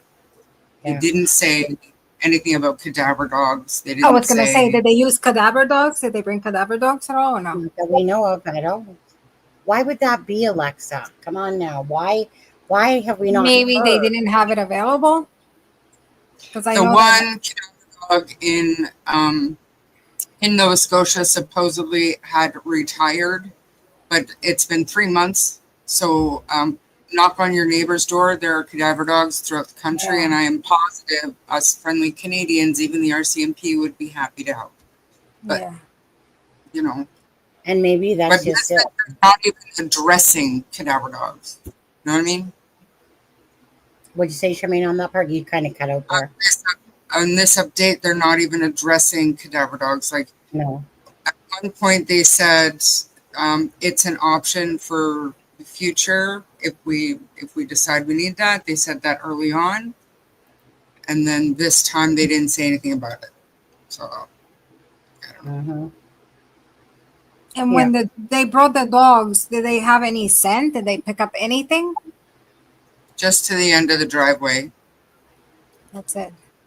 Yeah. That's it. That's interesting, right? Well, you know, the thing is that Darren tried to portray this storyline that Malaya, like, this is the joke of it, though, is that their timeline, no matter how you slice or dice it, couldn't involve Malaya at that point in time during their timeline, putting 2 kids in a vehicle. Janie, that means to me that Janie's story is an absolute crock of shit. You know, she's trying to come off all sincere and truthful in her timeline. I call bullshit. There's no way in this God's green earth that story can make sense at all. And it's kind of one of those things. I don't know. With Janie, I always get a lot of the poor me syndrome going on there. But besides that crap, the timelines just can't make sense, no matter how they've talked about it. Because how can children go missing between 8 and 8:30, and then 20 minutes later, or then 20 minutes later would be obviously, 8:30 to 8:50. But then we have a phone call at 8:48 from Janie talking to her brother. Janie tries to tell us that she heard the kids. Again, I'm going to call myself, in my opinion, that's just a load of crap. And that didn't happen because their story, when you start piecing it all together, there's no making sense of it. There's no freaking alien ship that bleeped on down. There's no freaking hovercraft. There's no Back to the Future vehicle that Malaya possibly could have put the children in during the time that Daniel says he was 30 seconds up in the woods, and then his mom says Daniel kept trying to say that, oh, my dumbass believed in Malaya, right? And I don't know, like I said, try to bullshit between all of them that they're trying to cut. Well, I mean, I know what they're trying to cover up, in my opinion, but it's like their stories are so ridiculous once you actually break it down, and because of them speaking, that they can't even tell us a correct timeline at all with Jack and Lily, any of them. I honestly, like I said, Janie can preach it, Daniel can preach it, Malaya can preach it. These children are alive. Why is nobody looking for them? Mm-hmm. Why? Right, Charmaine? Why? And it's also like his, I was listening to him when he said, that he was going to the woods and he was screaming to the point that he had like no voice. And everything comes with him. Everything comes back to him, the hero, the hero, the guy that does everything. But also, when people, I'm not a statement analysis, but when people give too much information about something, like, why are you giving so much information? Why is that, that's not important to the case, that you lost your voice. So what? So imagine what the poor kids are going through. So to me, that's almost like that story, it's made up. Oh. That he started, he went and he was screaming to the point that he lost his voice. And things like that, you start picking up that, like, he probably didn't do that. Well, I think about what my niece said, who has been a math addict and fentanyl, well, for a long time, right? On and off, on and off. And then I asked her, like meaning he's meeting the criteria of what my niece was saying, and she was just given a general idea about how someone that would be injecting, okay, versus piping. And she said, and because Daniel has like way with so many inconsistencies, but he is meeting that criteria to me of that grandiose narcissist that literally believes his own shit, but he doesn't realize how we perceive it from outlookers looking at it. But if the whole math thing is true, which it's not going to shock me if it's not true, he's definitely doing a lot of like I mean, who goes on to Facebook and YouTube channels, but he won't come up on one, of course, because he knows better, don't you, Daniel? He knows better. But anyways, who does that and then can't remember the same shit that they said, you know, that they said over here to over here? Like, I'm honestly just, I'm almost humiliated for him because this to me is so ridiculous what he's doing and the inconsistencies, and the more he speaks, the more that he just traps himself within his own bullshit. And again, whoever goes in and about missing children go, you know what, first thing I'm going to do besides to give a crap timeline is I'm going to say that that blanket doesn't, and I lied about that because I didn't want the RCMP to think that I did anything, because Malaya's family is projecting like they're trying to set me up. Same with the blue shirt and the white shirt that he was wearing on the first day and second day. I just honestly, I'm just amazed that people would buy into all of this. How do you twist a story around 20 times and then go, yep, it's not, and it's not. Someone just said something, I think Kelly, a minute ago. You said you were Team Daniel, but there's no Team Daniel. There's no Team Malaya. There's no Team Janie. There's no Team anybody. It's Team Jack and Lily. That's who it is. It's Team Jack and Lily, right? Like I said, we're not going to be doing the arresting. It's going to be the RCMP that are going to put everything together and then come back with an answer. We're just being... Hopefully. I believe it will in this case. Do you, Charmaine, still? I do. I fully do. Believe what? Do you believe that there's going to be answers for this case at some point here? Yeah? I do. And I honestly think that they're close. Just knowing some of the information that they're looking for and looking at, I have to believe that they are zeroing in on what they need to know. But like I said, it's not like Russell Williams where you get a fantastic interviewer in the room with him and just magically get them to confess. You have to have some kind of evidence to pressure them and to show them that we can arrest you on this. Like, there's no way out. They had all that with Russell Williams. They have nothing in this case. So they need to work at it as long as it takes. And I really think that they're close to knowing what happened. I do too. And you guys all have all the right to not trust the RCMP. You've earned that. They have earned that from you.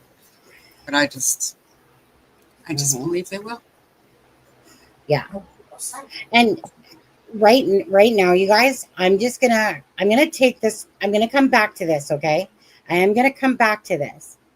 But again, what I'm gonna do is I'm gonna bring up the 10-minute video from the Orson and Orin case, and I want you guys to listen to what they're saying. Now, they just got lucky that it happened to be during the big C word time, so they got to wear masks on their face. But I want you to pay attention to exactly what they're saying and how similar this is to two people that were lying. And it took over a year, guys. It took I'd have to go back like a year and a half. 14 months for them to get arrested, okay? But honestly, listen to this, okay? So that when we tell you that Occam's razor, right? That Occam's razor is the simplest line to the answer. Okay, so stop screen. Let's see. Stop screen for a second. Because I really want you guys to watch this. You want to see the biggest crock of crap coming out of two people's mouths. Now, just to give preface, yeah, just to give preface to this, is that Orin and Orson, and what was their names actually originally? It was Sincere and I can't remember, Sincere and whatever, but they named him Orin and Orson. These children were in their care. Like, this is all about money, people. Classic and Sincere. Thanks, Bobby Joe. So this is all about that these children were in the care of them. And there was the biological mother who, obviously couldn't take care of her own children. And so they were placed in this home. Now, these two are all about money, okay? All about receiving money. Not that they truly cared about taking care of children, all about the money. But make sure you guys listen to this very careful. And I'll even put on the, let's see, closed captions. I remember this case. Oh, God, heartbreaking. They still have not found Orin and Orson, okay? Okay, so I'm going to hit play for this. Again, listen to these two. Then think about Jack and Lily's case. Everyone in the community for all the support we've seen. We've felt so helpless, and seeing everybody out here really Shoot, looking can you guys and hear helping that? out. No, very low. Hold on. Pay attention to the body language too. Tell us what happened the night. Shoot, it's on max. Oh, Why is it so low on here? It was cold. I was gonna make a fire. So a lot of wood in this area right here next to our house. I opened up the back gate. I'm throwing wood, bringing it inside the house. My wife's inside. She was actually wrapping gifts, so we thought it was a good idea that our youngest two go outside and play with chalk on the back patio. Do not let them go on the dirt in the backyard. Keep them close. So I was playing with chalk, and I came in the house. I saw them there. I went in the house.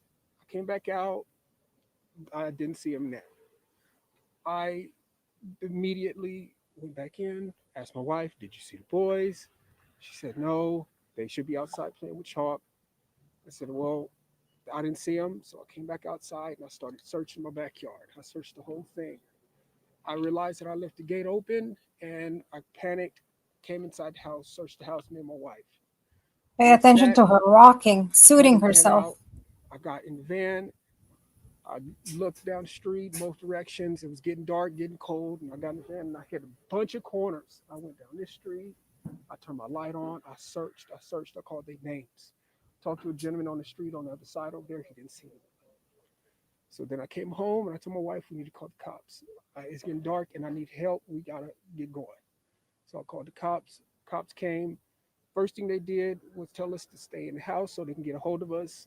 And they had us just sitting there and we wanted to keep searching.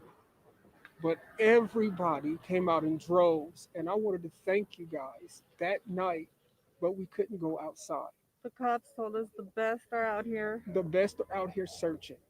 And we appreciate it. And nobody ever could tell, we could never talk to anybody. And that was the issue. We just want to thank everybody. We really want to thank you guys. Please, if anybody has seen them, please call, let somebody know. It call the cops, call California's the city police department. Call them and let them know what you seen if you see anything. Our boys, they are going to be rambunctious, okay? They are going to be here in this area. And I really would like to go in the houses, but it's not because I want to invade people's privacy. I just want to know if make sure. That's it. Because I don't, go ahead, I'm sorry. If you got any questions. Oh, no, you're good. Oh, okay. I was just going to say, this is the first time we're hearing from you guys, and I can't imagine what you guys are going through. I can't even fathom it. For you guys, for people who are thinking that there's some kind of foul play involved, we just spoke to the biological mother. She says she had a conversation with you guys, and that she thinks there's some kind of foul play involved. That she thinks you guys did something. And that's understandable. What's your response to that? That's understandable. I would think the same thing. Yep. I mean, that's exactly the point. And if we can find our babies, then guess what? That's no. And that's all I want is to find our babies. That's it. And I talked to her this morning, and I really wanted to tell her that I am completely sorry because we were entrusted with her children, and they came to us, and they became our children. We named them, and they are our children, and so we want them back. So please, if y'all could get back on what you guys are doing, we should be able to get a hold of somebody, but they took all of our tech, so they wanted to, I guess, just rule us out, which makes sense. That's part of the investigation. So that's pretty much it. Have you guys, you talked to the police all last night? Yes. What, so you guys willfully gave them your Everything. technology, Yes. the car? Yes. Did they get how did they get a search warrant? Did you I guys? No I don't see idea. why they got one, but they got one. We Yeah, would they have let them didn't take need one, anything. but We would have let them take everything. We let them come in and search with us. We asked them to come do that. What did they take? Just tech. And that's it. Like our phones. From the house? Did they?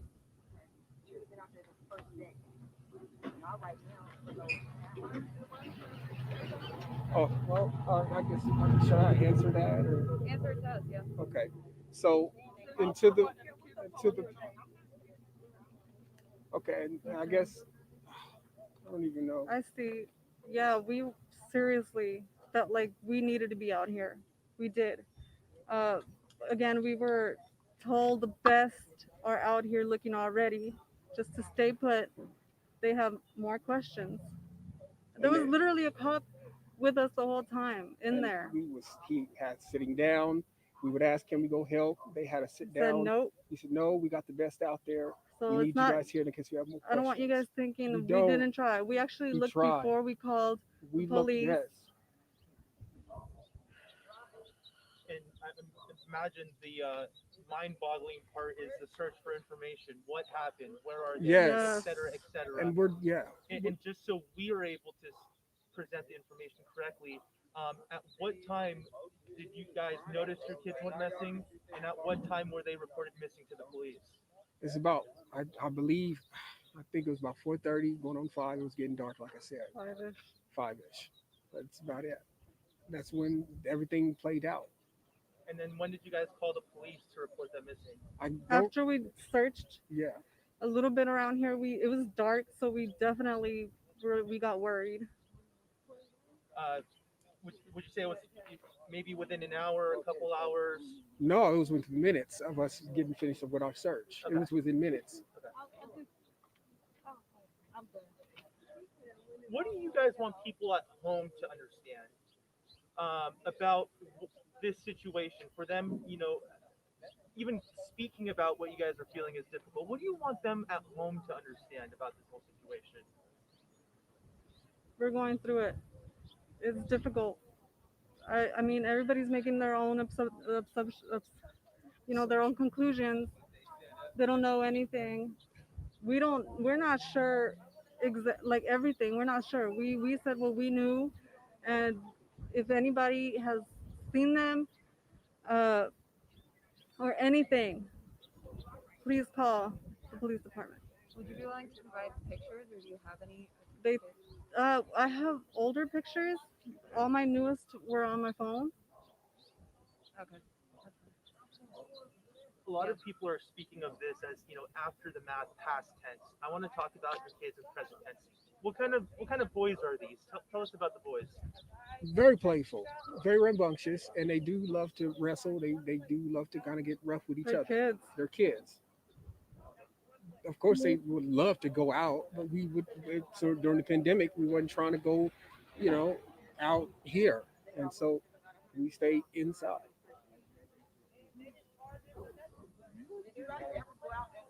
Yes, we did. We searched before we called the cops. That's what we were saying. What time did they come up missing? They came missing right before it got dark. And then we called. I searched that property. I even drove around this neighborhood right here. I even talked to a gentleman on that side, one of those streets over there. I said, "Did you see some little black kids?" And that's the way I was gonna come. But when I came back home, I decided to call the cops because it was dark. They couldn't have got away that fast. And why did it take two people to go in the house and leave two kids out here by themselves? It should have been one parent going in and one parent right here watching the child, not two parents going in the house and leaving two little kids out here by themselves for 10 minutes. No, they were in the backyard. And the back gate was open. Out the backyard? And the back gate was open, and I was getting wood from this lot here. So you guys was being unresponsible, left the gate open, left some little kids outside with the gate open. All right. Sorry, you guys were talking about your boys who you're, I understand. For a mother's intuition, I know you were saying, and we'll get your names after this, but you were saying how you feel like they're in this area. Do you feel the same way? And what is the intuition? What is the sense you get? What do you think happened to your boys? Do you think someone took them? Do you think they're lost? Do you think? Yeah, definitely. I definitely know they're not walking around. They're not that kind. They do not just roam around. These patches. They definitely, I think, definitely would have been picked up or something. Boom, boom, boom, boom, boom, boom. Did you hear her at the end, especially?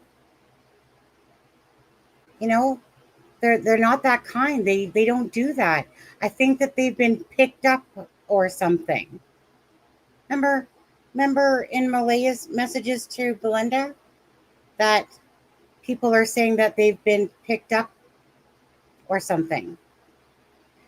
You couldn't write the book any better on Occam's razor on this. You noticed when whatever his name is, was talking there, and he's like, kind of like, sorry, but kind of like Daniel. If anyone has any information, reach out to the police and whoever you can.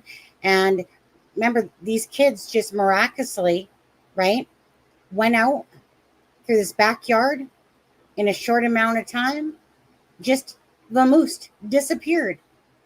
They have been charged for the murders of Orin and Orson Welles. Why?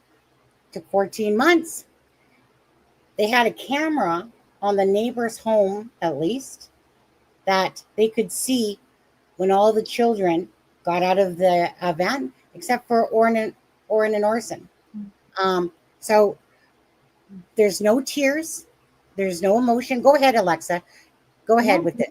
It's almost like the same. We were just talking with somebody here. It's the same pattern. No, first of all, look at the way they're standing. She's like suiting herself. There's no tears. Look at the frontalis, the glabella, all the tension, but there's no emotion. There's no, and a lot of people are saying, oh, they were like, because they're not biological, they're kids, but it's the same. You still, you would feel bad. You would cry. I cried kids that are not even mine. There's always the me. They also start with the me. Me, I did this, I did that, but nothing about the kids. And you never hear them say, please, if somebody has them, please, give them back, or we're waiting for you, or we're going to find you. No. And it's always the past tense, because they know where they are. So they don't need, it makes me so sad to see parents it's like a this. mirror image almost, isn't it? Oh, it is. Yeah. And especially this case, because, they were the adopted parents, you choose to have those kids and to do that to the kids, that's not fair. But yeah, it's a copy. It's like copy paste type of thing.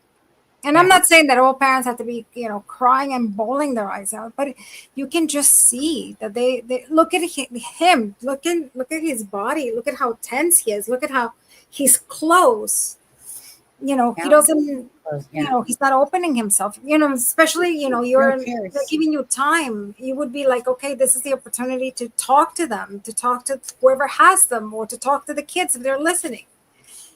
But no, it's about me and what I have done. And I am going to look like the hero, because in their head, by doing that, the police is not going to see them as suspects.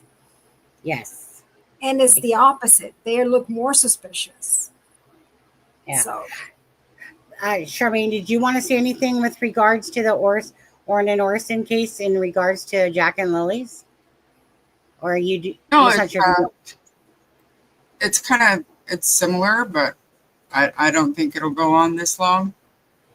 Let's hope. No, I don't think so either. No. You guys don't think that it's gonna take that? You guys think that we're almost at the point of cracking this case? I do. You do? Yeah, I do too. I do. You do too? Yeah. Let's hope so. Yeah. It's just, to watch how these two are projecting the same way that Malaya and Daniel have projected, and the same thing. It's very, very scripted. This is very scripted as well. Again, the emotions aren't matching the words at all. There's no outcry. They were just in the backyard, and I left the gate open. Even think about Elijah Vu's case, right? Same thing. Guess who got charged? The mother and the boyfriend. Why? They tried to project that Elijah Vu went out that door somehow miraculously. And of course, they ended up finding him in, I think it was the dumpster. The landfill. A lot of children end up in a landfill, you guys, by the way. It's a very common thing that happens, that they go to the landfill right away. Go ahead. What's your name? Quentin Simon as well. Was it? I'm just trying to remember because the two cases could be overlapping in my brain. Elijah. They are, because they happen at the same time. Yeah. Oh, that's right. Yeah. I forgot about that. Again, this is why, you guys, is that I wanted to show you this, because this is what we call Occam's razor. That the simplest answer is right in front of the faces, in a sense. It's the easiest line of path to the truth. And we're getting this whole, mystical, hidden somewhere. And I know that the guy at the end of this video kind of makes a comment that he believes the chief has something to do with it. No. This is to do with Jack and Lily that are missing. And the truth is, in my opinion, going to be exactly what happens here in this case. Is the same thing, same emotions, same lack of emotions, same stuttering as you're trying to say, because even in one Daniel's interview, the interviewer said, "Is there anything that you want to say, to the people?" He had to be prompted to say that. It's not like he was willingly coming out and going, there's none of this emotion of tears, besides those. Yeah. No, they're pretending to cry without tears. Because he did at one point pretend to cry, but there were no tears. It's honestly, it's like listening to the identical stuff being said out of their mouths. They can't give a proper timeline. They didn't think about this good enough. Everything came back to bite them in the ass. A lot of people thought that they were sold, and maybe they are, for all we know. Maybe they were sold still. But either way, they were charged and convicted. And this is just such a parallel storyline. And it's what happens when you're trying to cover up and you think that, like what Alexza said to me, Daniel thinks that the RCMP are his friends, people. Absolutely. Right? And he's trying to sell us that too. In what world do the RCMP are going to be your friends during two missing children case? And that he's basically like, you know what? They update me. They give me all this information as if he's somehow special. Yeah. They will pretend to be your friends to get close to you, to get the information that they want, because they know, especially a detective that, if a detective that has years in the case, years in the field, they will just look at this case and know what it's all about. So they, of course, like us, like we were saying before, they can't just say it because they need proof. But I'm sure they're gonna find it. I hope. Okay, we'll go back to finishing up this video. Is everyone still good? Alexza? Just a quick thing. The cars that they drive, right? Would they, any date? Are they new cars, old cars, or do they have any data on the cars? Daniel can't drive because he doesn't have insurance. So only Malaya had the vehicle. Besides the mysterious ATV. And I don't know what year that was. If anyone in chat knows how old it was, knew it was, not sure. But it would have had, thinking it was a vehicle that would have had like GPS and stuff on it. It also, I think, a lot with this case is because it's like, I think it's a rural area. I guess they don't have a lot of, things like, let's say, New York City would have. Right. No. So I think that, doesn't help the case a little. Mm-hmm. Small town kind of thing. Yeah. You know what? At the end of the day, we're looking for the truth for Jack and Lily. Simple as that. And the answers will come. And it will become because their own words are going to bite them in the ass. At the end of the day, they're being watched in every aspect, I'm sure. And it's just a matter to me of them compiling the case, getting all the information and data back, and then, having a strong case. Whether or not they do find Lily and Jack will depend on the, I guess, circumstantial evidence. It just depends, really. All I know is I still appreciate this video coming out, even if it was, done in a wrong way by the person recording. It's no impact on my life. You got to be accountable for your own actions. If it comes back, either way, it's all out there. And I assume he didn't buy the horse. I'm sure he didn't buy I think he got the $10. The $30 deposit. Yeah. Well, I think he paid for it, Charmaine. He left a $30 deposit. $30 deposit. Right. So he actually paid $30 for a $10 shirt. But sure. And I mean, if whoever, I can't remember, cultural or whatever, we were kind of going back and forth about single party consent and what it actually means. If you read it, right, you can be the consenting party if you're involved in that conversation, but it's not for public distribution, because then it falls under the Privacy Act, which is not a criminal code, but it's still an offense. So, I mean, we can go deeper if you want to, but at the end of the day, if you're going to record somebody, just let them know, or just understand the risk that you're taking, which I keep saying this man clearly states that he does. So I don't have a problem with him doing this or how he did it, because he knew what he was doing. Yeah. Yeah. His intentions were good, I guess. Yeah, right. He had good intentions. It's just. Mm-hmm. Right. I do want to say too, oh no, I mean, we already know Daniel got in the vehicle, he said, and drove, right? So just ask Indiana. They're known for not having driver's license and driving all day long over there, right? He has a driver's license, just as car insurance. He doesn't have car insurance. So once the RCMP were watching him, he wasn't comfortable driving his vehicle. That's why he had to borrow Earl's. Mm-hmm. Well, I mean, he already stated that he got into the vehicle, Malaya's. Yeah. But Malaya's might have insurance. So. But maybe that's why it was towed, you guys. Like 1 + 1. See, it's all come together. Oh.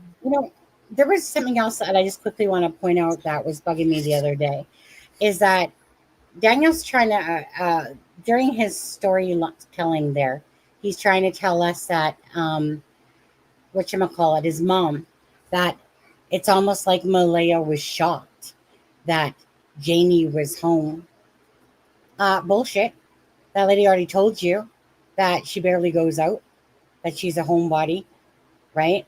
So, but he's trying, again, they're trying to make us believe, but I mean, the whole thing is a crock of crap anyway, but just to even, when you think about everything that keeps being said, no, Janie was supposed to be home, right? That was just another rendition of more bullshit. It just reminds me of just everyone trying to cover their own asses because they know the truth, and that they're all just lying, and that they're all part of the cover-up, that they all know the answers, and they're just making up this bullshit, and then their own words are going to come back and are coming back to really haunt them, to be honest with you. I mean, again, as long as there's answers for Jack and Lily, to be the fact that we're even sitting here talking about this case and that there's just a bunch of bullet BS coming out is disgusting in itself, obviously. To know that these two I think beautiful it's children. still, Go ahead, Charmaine. I think it's still very possible that one person has told his narrative and his family believe him and trust him and love him. And that's why nothing is straight, because the one person can't remember what he told this channel, this media, that media. And so everybody else is just kind of like, well, this is what happened because this is what he told me happened. But that was the first story. Do you know what I'm saying? Like, nothing is matching up because the person that gave his story cannot remember what his first story was. Mhm. Yeah. It's just, well, it's possible. All bottom these line other is- people involved in the conspiracy. Malaya said herself that she heard the children. So she has to own those words herself, that she heard the children between 8 and 8:30. So in her interview and her words, she has to own those as well. I ain't letting her off the hook at all, because again, that's just a lie to hear them between 8 and 8:30. None of those storylines match at all, you know. So I'm not buying anybody's. I want Jack and Lily to have their justice. I don't think Jack and Lily are alive at all. And I think it's going to play out in a lot of ways, like the Orin and Orson case. And time will tell. Again, we're not their judge and jury. They're their own. They know what has happened and what is done. They know more than what they're saying, because this wouldn't be happening right now if that was the case. And so that's just the bottom line of it. And that's what pisses me off as a mother, is that we literally are doing more than the actual family members into providing awareness, right? They were out there. They're still out there, you know. Janie made excuses for not something about her vehicle. All I hear is excuses. All I hear is just a bunch of BS by all of them. So that's how I see it. Jack and Lily, you know.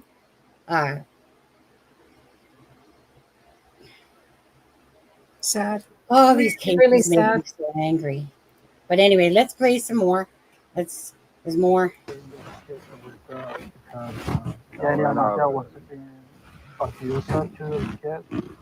So she was trying to protect the two kids. I know, but where are they at? Yeah, that's what Doe would say. Doe would say, Maria for those kids to the supermarket. No, she just had the baby there, but the CPS took her and put her So foster care for now. I think she's getting her back. middle, And this is gonna live on the reserve. So she has a kid right now, or Well, why didn't this kid disappear? Daniel, two other kids, you get what I'm saying? that's why I'm trying to figure it out, man. It's so strange. I don't care if they're at the mall or not. They're probably gone before the morning. You get what I'm saying? I just don't understand, man. No offense, bro. Yeah. I mean, I respect him. I respect her, Maria. Yeah. But why she act like this way? Like, she's not sad. She go to beach every day, like you said. Every day. So strange. But everybody says she's a mother. Do you remember? Ain't no good. Belinda says she's a mother. You know Belinda? No, She don't. Belinda never seen her, the kids for 3 years. She didn't see the kid for 3 years. The boyfriend, he was fucking crazy. He used to be there. The real baby. And we moved them from Greenfield. You ever heard of Greenfield? They had 100 bags of dirty diapers in the basement. Come on.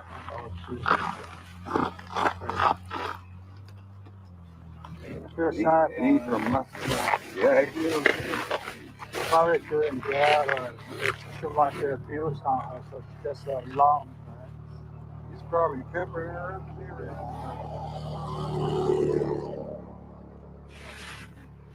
the neighbor. He does barrel racing all around. Yeah. No explosives. And They can come back anytime. yes, Like, my come friend. and visit. For sure. Thank you so much, bro.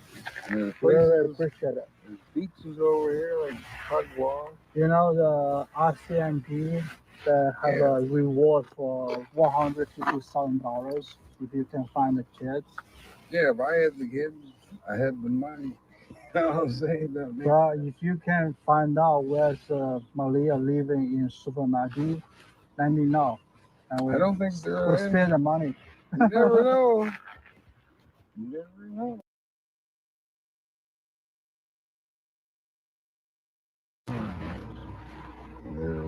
They're so far in the woods you won't find them. Yeah, but You see all the woods there? You can go 20 miles that way. They could have went 20 miles that way towards like Muscadal, and the kids could be buried. Exactly. But they should have cautioned the whole fucking trailer right off. No people on it. You get what I'm saying? And plus, when I was the day they went missing, I seen one of Lily's shirts on the car here in a coat. I forgot all about it.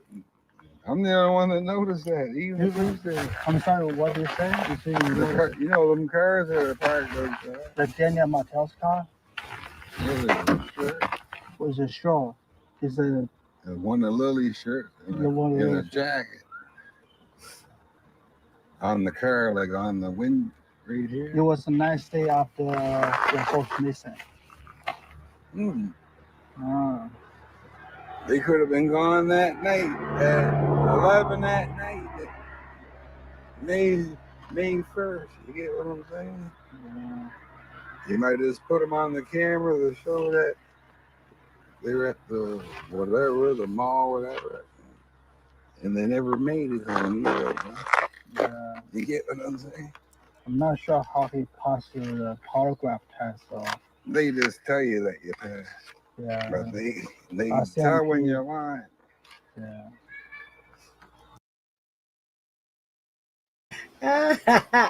I was thinking about that the other day, actually. That they just told him that he passed. Make him feel. No, they told him you did a good job.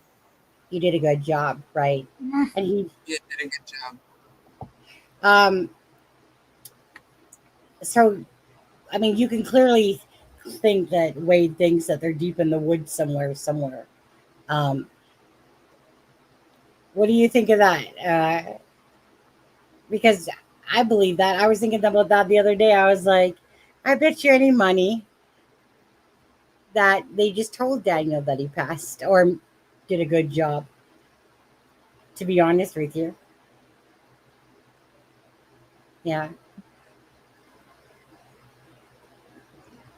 Totally possible. Oh, absolutely. Alexa, what do you think? I mean, in Canada, we're quite different. Yeah, than the US with I don't think you guys are as aggressive as maybe the American, but I've seen a couple of your how they do, and I have a couple friends that are cops from over there. But I think maybe they could have lied. They could have lied just to lean him on and to make him to lower his guard, because if they telling him he didn't pass, so then they're telling him that might be onto him. But if they tell him that he passed, then he's going to be like, oof, he's going to lower his guard. And he's just going to go about his ways. And I think that's the best thing that's what they want.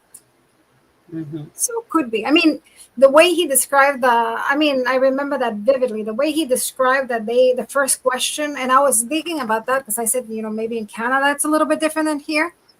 And I called one of my friends that I told you that he's Canadian and he's a cop over there. And I said, will they do that maybe when they do the the polygraphs? And they were like, no, we start, like we said, they start with base questions because they want us, see that the machine is picking up. So they start with, what's your name? Are you 5'4"? Do you weigh 180 pounds? Things that are true. And then they start into the lines to see if the machine is calibrated and to see if it's working. But there's no way they could have started with that. Did you kill, your No. kids? No, no way. I don't know. Did he say it like that because he just basically rushed, or that's how he felt it from his perspective? Maybe he doesn't remember the base questions, or did he just say it to make it believe that they were being that aggressive to him, with him? So that's the only Well, thing he that actually, yeah, he actually said, especially when the first question they asked me was, "Did you kill Jack and Lily?" Those were his exact words. Were you nervous? Yes, especially with the first question they asked me, "Did you kill Jack and Lily?" Like it blew my mind. It was like, did they really? And it's still a missing persons case? Really? Yeah. Like, why would they say that? No, they haven't cleared him, Laura Bell, at all. No. Yeah. So no, to me that was a very like a big red flag. That didn't sit well with me. Just, Nothing he says sits well with me at all anymore. yeah, And that's true. at the start, I'm just trying to, like me and Charmaine are just trying to understand, Malaya's interview to Daniel, what he's saying, and then as time has progressed, right? And for anyone watching, of course, like I said, how many times do you have to kind of, give honey to catch more bees? And then after a while, you just get tired of all the bullshit and what he's doing. I intentionally, by the way, pissed Daniel off because Daniel can't help himself. So I intentionally poked the bear. Like, I wasn't born yesterday. Daniel, the more you piss him off, the more he opens his mouth and says stuff. Don't you, Daniel? But at this point, he said so many things now that for the most part, he just rather bores the hell out of me. Because it's like, after a while, you just get tired of somebody's bullshit. He's not going to tell the truth if his life depended on it. But why is he doing that? Because he's being Right. defensive, right? That's the being defensive. Because if somebody's telling the truth, I don't care. You think whatever you want about me, I don't care. Because I know I'm telling the truth. But if you're lying, then you become defensive about it. Absolutely. I mean, the thing was, someone's like, "Oh, well, Sonny deserved it. It's a waste of him." No. We treated Daniel for a long time, just saying, "Hey, you want to, clear up any misinformation? Do you want to do this?" I'm not into game playing. And after a while, I just don't care. With Daniel Martell, yeah, I poked the bear with him because he's such an idiot and falls for it. Honestly, it's easy. He loved it. He loved it. He loved it. He would come back for it. He would go into chat rooms and say, "Hi, Sonny." He looked for it. Yep. And now he's given his word he's going to keep his mouth shut. Oh, right. Remember, he's not going to put Malaya down anymore. Well, he also said, "I gave my word. I'm going to keep my mouth shut." He doesn't know how to give his word. He doesn't know how to keep his mouth shut. Daniel, I know. Daniel knows he's my best buddy ever. I mean, what I wouldn't do to go buy a bucket of KFC that day. Oh, my God.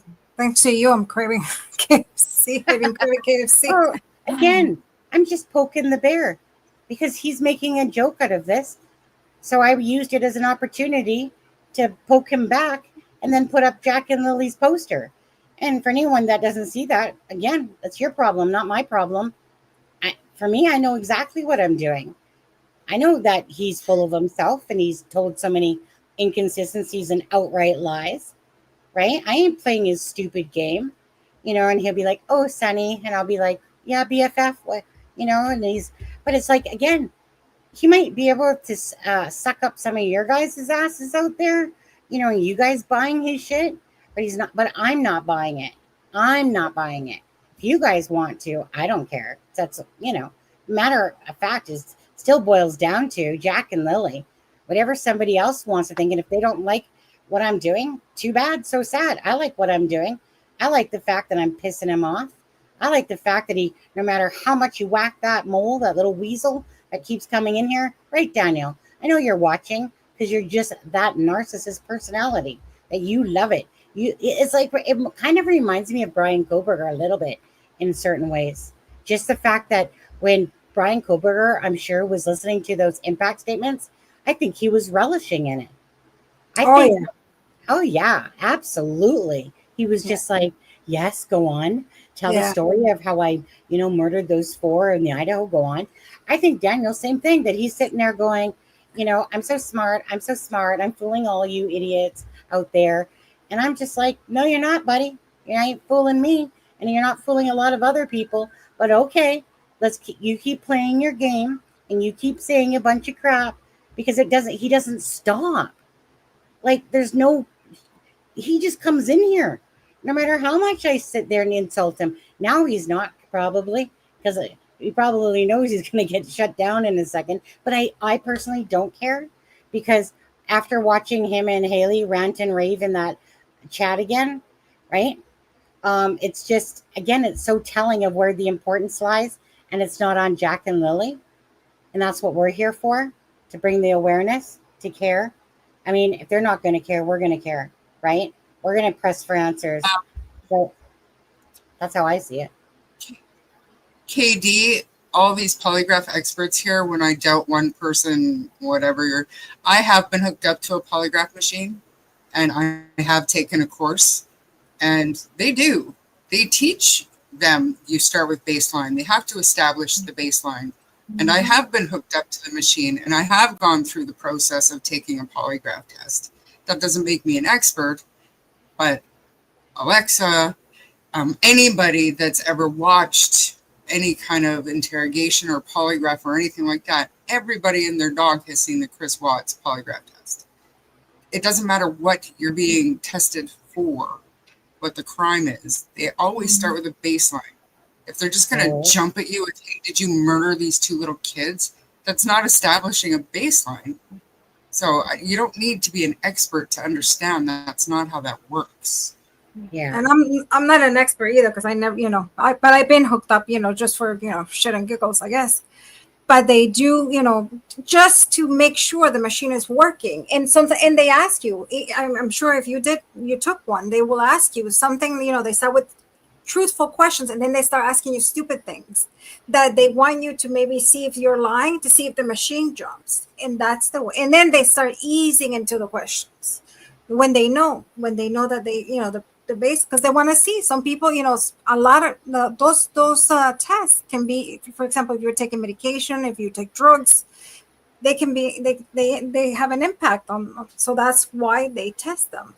So, and they always, it's also when you're watching somebody and you do a body language, you always want to see the baseline. What are the things that people do? Do people, maybe they rub, or they look certain way, or they do that. Is that their baseline, or when they're specific question do they do that?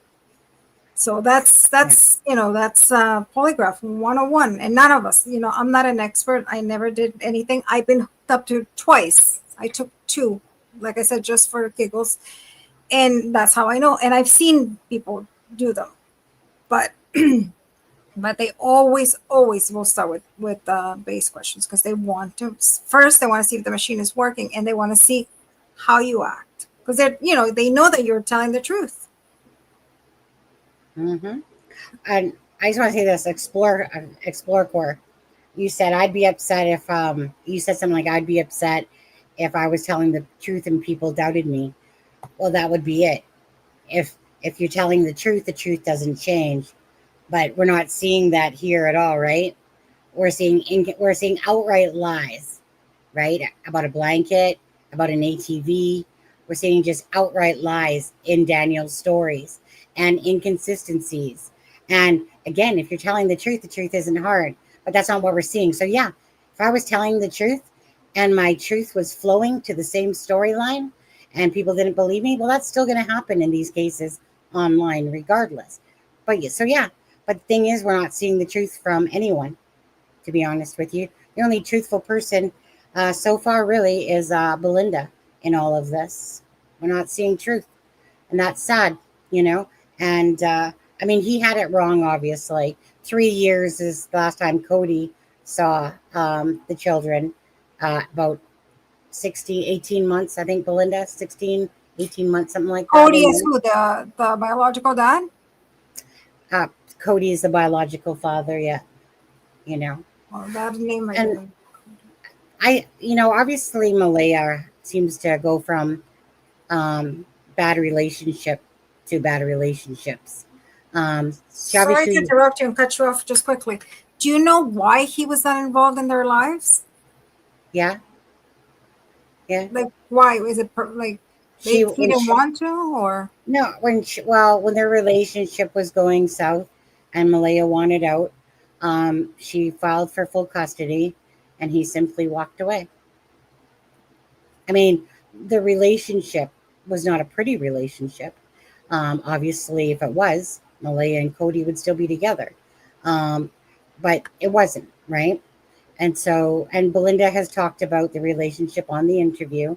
She's not going to give you every single detail of everything, but the gist of it was Malaya wanted out.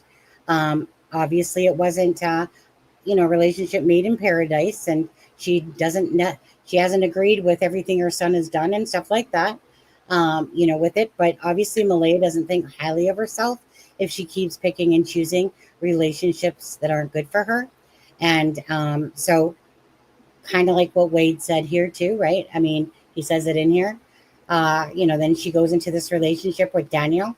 We've heard from Cheryl and we've heard from Belinda how everything basically changed and Malaya was pushing people away for whatever those reasons were. She's basically said that Daniel didn't want me to give out the address.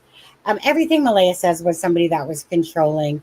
This just reminds me of a very, according to her words, okay, controlling relationship. Obviously, they had a U-Haul ready to go 3 months prior. And, CPS was called and she ended up staying still, And then, so who knows where the truth lies between the liars, to be honest with you. But again, it's just, I just like the fact that I got more knowledge to the case to give insight of the true answers. The true answers and the information will come out, eventually, right? But I like the fact that they're pissing each other off now. Great, start talking. Where's Jack and Lily? Where's Jack and Lily? Why is it that for these people that believe Jack and Lily are alive, get off your freaking little tuffets then and start posting up some posters, and you should be all over the internet begging for help to find Jack and Lily. But nothing. That's not happening. It's not happening. There's certain people that are doing it. There's certain people that are constantly posting about Jack and Lily from the Brook side. Well, you can tell because I remember hearing the grandma. I think it was the grandma Belinda. I think it was when she did that video, and you can tell in her voice. I was like trying to hold myself together just by listening to her. Like you could tell how she was aching. Like it broke my heart. Hold on a second. You're talking about Janie Martell. No, Janie McKenzie. Daniel's mom. No. I think it was Cody's mom. I think it is. Oh, Belinda. Yes. Belinda. Yeah. It broke my heart. Like you can feel like when she was talking about the kids, and then I was like, oh my God! Like you can actually feel how she feels. Oh, absolutely. And that's something that you don't feel with the parents. So do me a favor quickly, if you could, Alexza. Tell me. I sent you Janie McKenzie's, her timeline that she gave. The angry grandma. Yeah, that's Daniel's mom, right? So tell me how you felt about listening to that one. Like honestly, I didn't feel the same thing I felt with with Belinda. Like I didn't feel like she had no emotion. Then I didn't want to be cold, and I said, well, maybe because she's not related to the kids, could be that could be. I had tried to look for answers. Then there was some discrepancies in the timeline. Again, nobody can give a straight timeline. And why? I think what did she say? I forgot. I have to go back to my notes. I don't have them here. but I took a couple notes. I don't think I have them. Notes. They're on my other thing because I didn't have my book. I usually have my book to do my notes. But there were a couple discrepancies with her that I was like, Yeah, like what's up with that shit? Well, besides, so what's up with that? That Wade said pretty much Malaya's always at the beach. What's up with that? Yeah, What's up with yeah. that? Did I'm she sorry, mean it that's- in a way like, oh, like, you know, I don't know. How did you take it? Did you take it as, oh, she's always at the beach, like not Yeah. looking for the kids, or is she, oh, she's always at the beach, like, you know, not doing anything? Well, let me put it this way. If her psychic friend said that the kids are alive, right? Whatever. Why would you be going to the beach though? Why? That I mean, honestly, Why wouldn't you be looking for that? I couldn't like meaning I could imagine after a few months that maybe you needed just a day just to try to just gather your thoughts again, you know, just one of those days of whatever. But you wouldn't catch my ass at no beach almost every day or whatever it was. You know, I mean, I'm sure Wade knows a lot to that, right? I mean, like he just seen Malaya, like you said before this video. It's not like he doesn't see Malaya, obviously, right? But meaning, when I heard that, I was on like my first thought when I heard that was, "Are you fucking kidding me?" Like, I can understand that one day, but if she's going to the beach all the time, what the fuck does that? What the fuck about Jack and Lily? What the fuck? Yeah, it comes off the wrong way. Yeah. Again, she can come out. She can speak for herself if she wants. She doesn't have to. But you know what? Again, the only time I would ever give Malaya any grace is if she was talking to the RCMP and that they told her basically like, look, you know, we're going to try to let Daniel possibly hang himself, in a sense, give him a rope, and that she was working with them and that she, you know, did it up for that reason. Other than that, I'm sorry. If that's not the case, I won't make any excuses at all for Jack and Lily missing.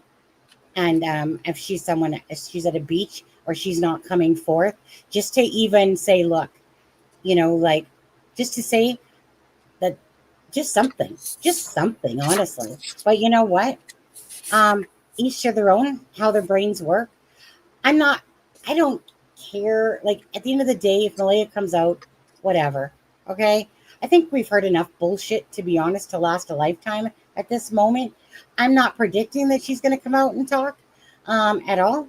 And I'm just waiting for the RCMP to do their job and give answers to the actual family that seems to care about Jack and Lily, and prayers for their heartache as they have to go through this circus act that's going on, that truly want, you know, answers for Jack and Lily instead of watching this freaking 3-ring circus of bullshit. That's how I feel about it. Jermaine, did you want to say anything, or I'll just play this out? I'll play it out.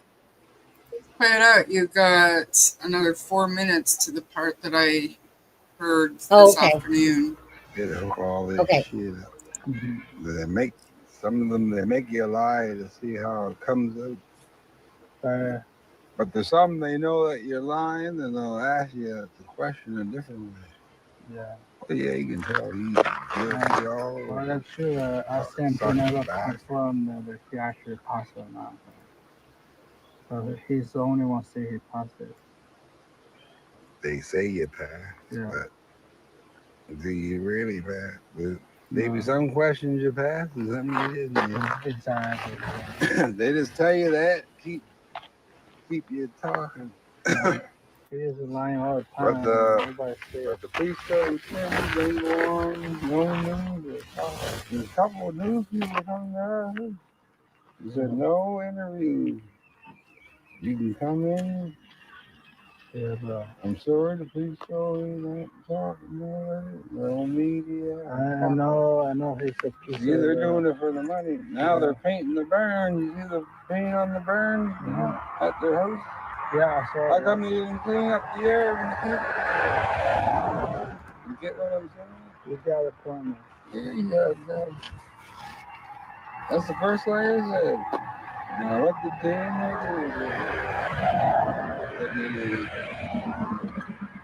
That's the first thing I said. He probably killed him right off the top. Before even, as soon as we were leaving to go there, they were in there.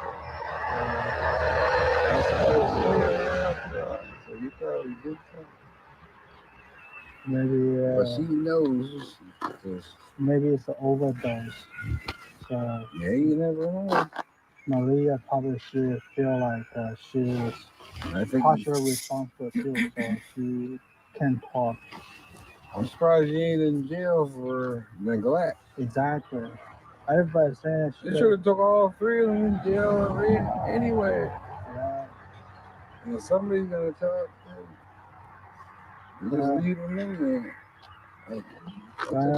I've been to a supermarket a couple times already, and that place, trust me, you don't want to go there. You feel white, you feel black, but for me, I'm okay. That's why I'm a native. You know, I'm not. Yeah. Yeah. So my friend, you kind of look like you could fit right in. Yeah. if you know, I know all kinds of people there, so I didn't know. Yeah. If you happen to know the address in the supermarket, where's Maria right now, let me know, bro. Yeah. Yeah. Let's try to find a trip together. Yeah. Sesame Street? Maybe, I'm not sure. I know there's a Sesame Street. Is it closer to a school or the? It's way down the other end. Hold on. Close to the police station? Or the I don't really know that. It's like a rec center. The rec center? Like a rec center. What's that? Is that a church? Like a gym. Gym? Oh. Could be a school. I don't think it is. As far as that huge schools over It's like a big thing there. Oh, and there before that, you go left. And that place I was going over here to so it's on the left, that road, whatever that road. What's the number, bro? My number? Yeah. Yeah. No, they're not there. We were there. We were right in them. You were in the supermarket? I said they're gone. For me, I don't know why the kids are gone. Darren. Why he keeps saying those kids? Yeah. I don't know why they don't take them in. If he knew where they were, he'd have the money. You hear what I'm saying? Yeah. I mean, you guys probably should sue him, man. Did Maria actually get a lawyer, or she doesn't have a lawyer? Bro, that's a knick-knack lawyer. Before that, she had fucking nothing. You know, $34,000. $34,000 in debt. Holy, look at 1 day. A week, and every report. You know what I'm saying? As soon as she got her check, she used to get her check. 2 days later, she's phoning her grandmother. Her grandmother got money. And she's still sending her money. How can you spend? She's probably getting $2,000 something a month. And it's gone in 2 days. Impossible. How can you spend $2,000? So she might be on the drug too. I don't know. Pokemon is not gonna cost that much. That's what I know. Yeah. Damn, Martell, I only know if he has a hobby for fishing or Pokemon. Yeah, it's not gonna cost that much. Fishing. No, but see, the grandmother is taking all their money, or the mother, Dan's mother. It's all like incest. You tell her it's all. You get the weird feeling there when everybody was around. Yeah. If you come up to Cindy's son's sister. What's her name? Sounds so Haley. Must have heard Haley. Haley Mackenzie. She goes, "You have my fucking name." That's what the nanny come right up to her. You get out of my fucking head. Don't you accuse my fucking son.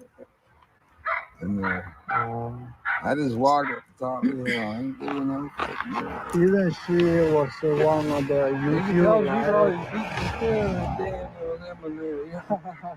You can tell she didn't. She was one who found the pink shirt on the tree. Eh? Charmaine, are we past that time mark you were talking about? Was it in there already? Oh, it had to have been. I wasn't paying attention. Go back to 30:30.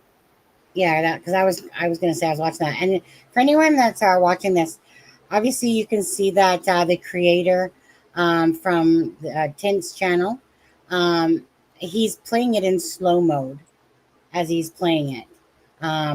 Again, he's basically showing Cindy and Wade, but he's playing it in slow mode, so that's what he's doing, and he's just overlapping that conversation that him and Wade had.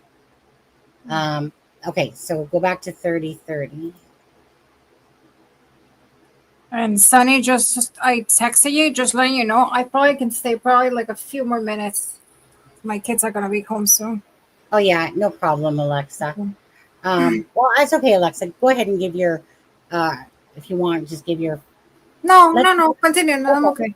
Okay, go ahead, Charmaine. I'll play it. It's at 30:24. Okay. All right. It's all like insect. You tell her it's all Right you get there. a weird feeling there when everybody. Yeah. Yeah. I'll go back to it. Only know if you have It said insect on the.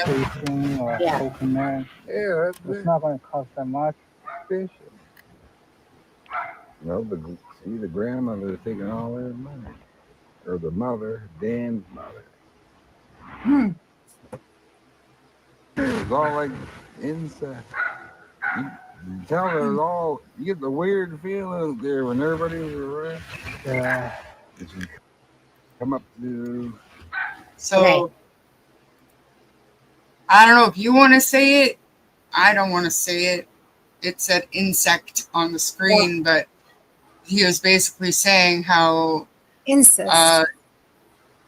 yeah, YouTube Daniel's friendly. spending all of their money, and then he gets a weird vibe when they're all together there, like family relation word. Oh. What did you make of that though? Like, because it was such an odd. I thought so, and that's why I pointed it out. Like, what? Okay, so, and then the fellow that did the video didn't push that. Like, did he just miss it, Right. or it was strange to me. It stuck out to me. Like, what? Yeah. Well, right. A lot of shit flying around, isn't there? Yeah, why point that out? I mean, especially to a stranger. Right. Certainly is. I thought he said insect at first, and then I was like, wait, I don't think that's what I heard. I had to go back, and I was like, what? Yeah. Who's in the video? It would be Cindy Murray, which is Malaya's mother, and Cindy Murray's partner that they've been together for quite a long time, and his name is Wade. I'm not going to tell you the last name, but his name is Wade. It's come out recently. He had a couple videos that he had posted. Some people were trying to think that Wade and Cindy had the children on May 3rd because of these videos were posted on May 3rd. But they were done like 2024 and 2022 and stuff like that. All I want to know is what the fuck is really going on here? Well, I mean, what happened to Jack and Lily in all of this?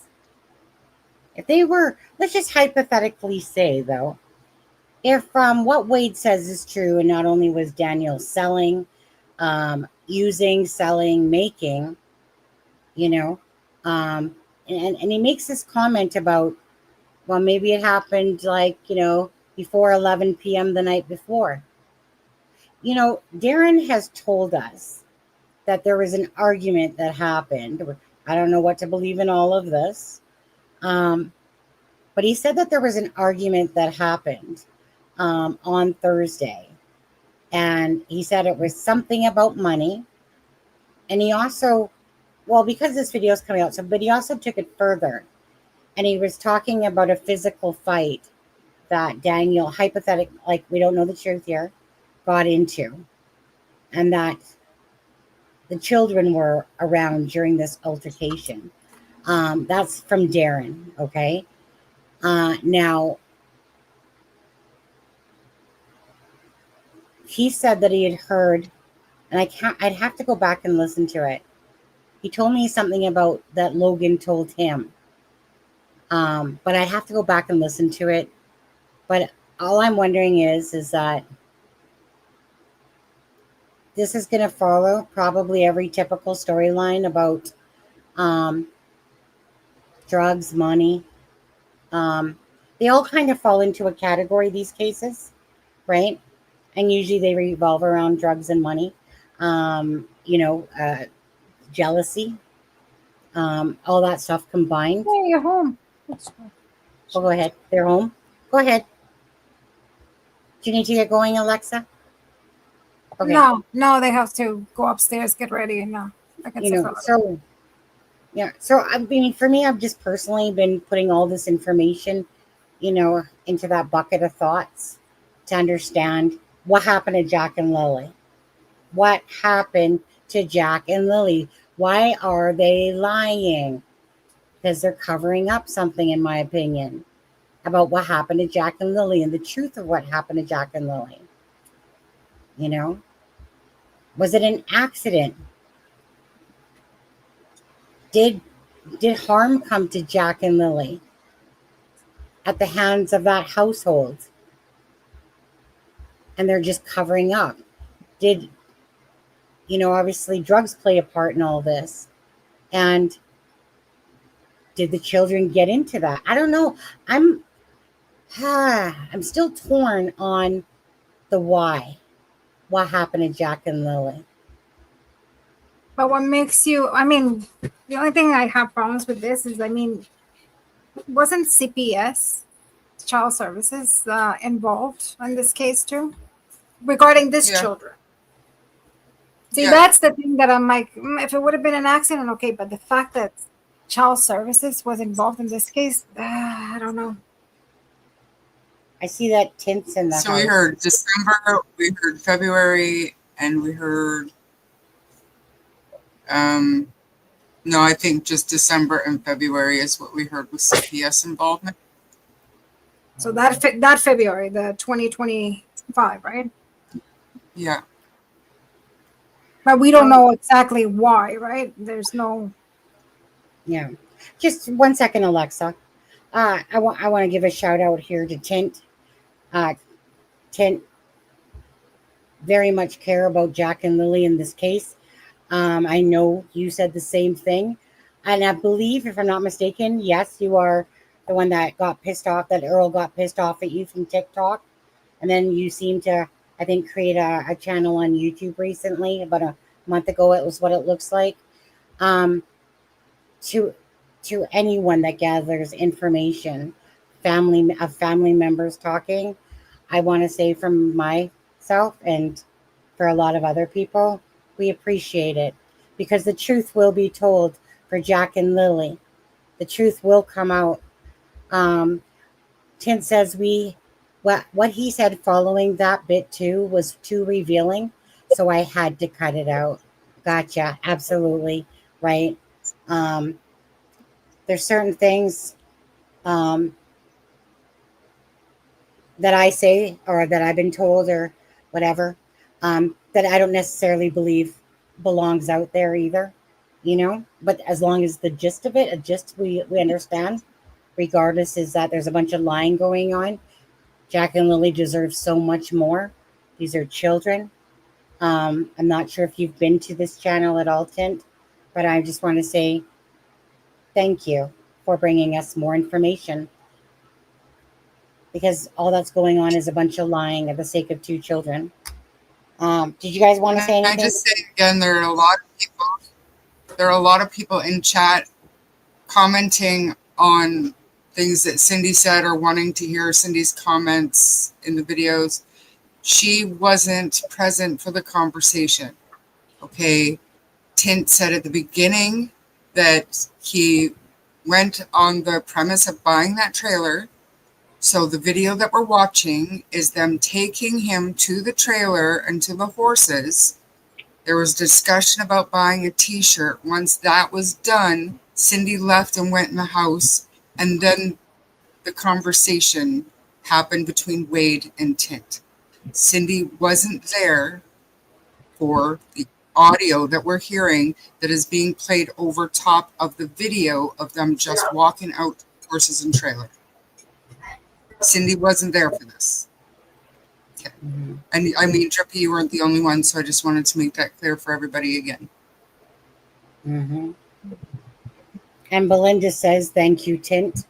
Obviously, she's been the only one that's been fighting for justice for Jack and Lily as a family member, obviously. Is that So- Belinda, the grandma? She's a paternal grandmother. Oh, Yeah, one sec. I don't know. Yeah, a lot of people are saying bless you. Again, whether they're lying or not, these family members, Jack and Lily, deserve answers, and they don't deserve this bullshit that's happening here. So again, thank you to all the family members, regardless of your truth or not truth, for giving us more insight into what truly happened that day. Now, Tim, only because I heard you at the end there, just to ask you if you don't mind saying, but if you do, at the end there, you said something about that you think that the chief had something to do with it. Do you believe that Jack and Lily are alive? Or do you believe that they're not alive? Just based on your own personal thoughts. Because it's pretty crazy. The whole thing. It's pretty wackadoodle is what it is.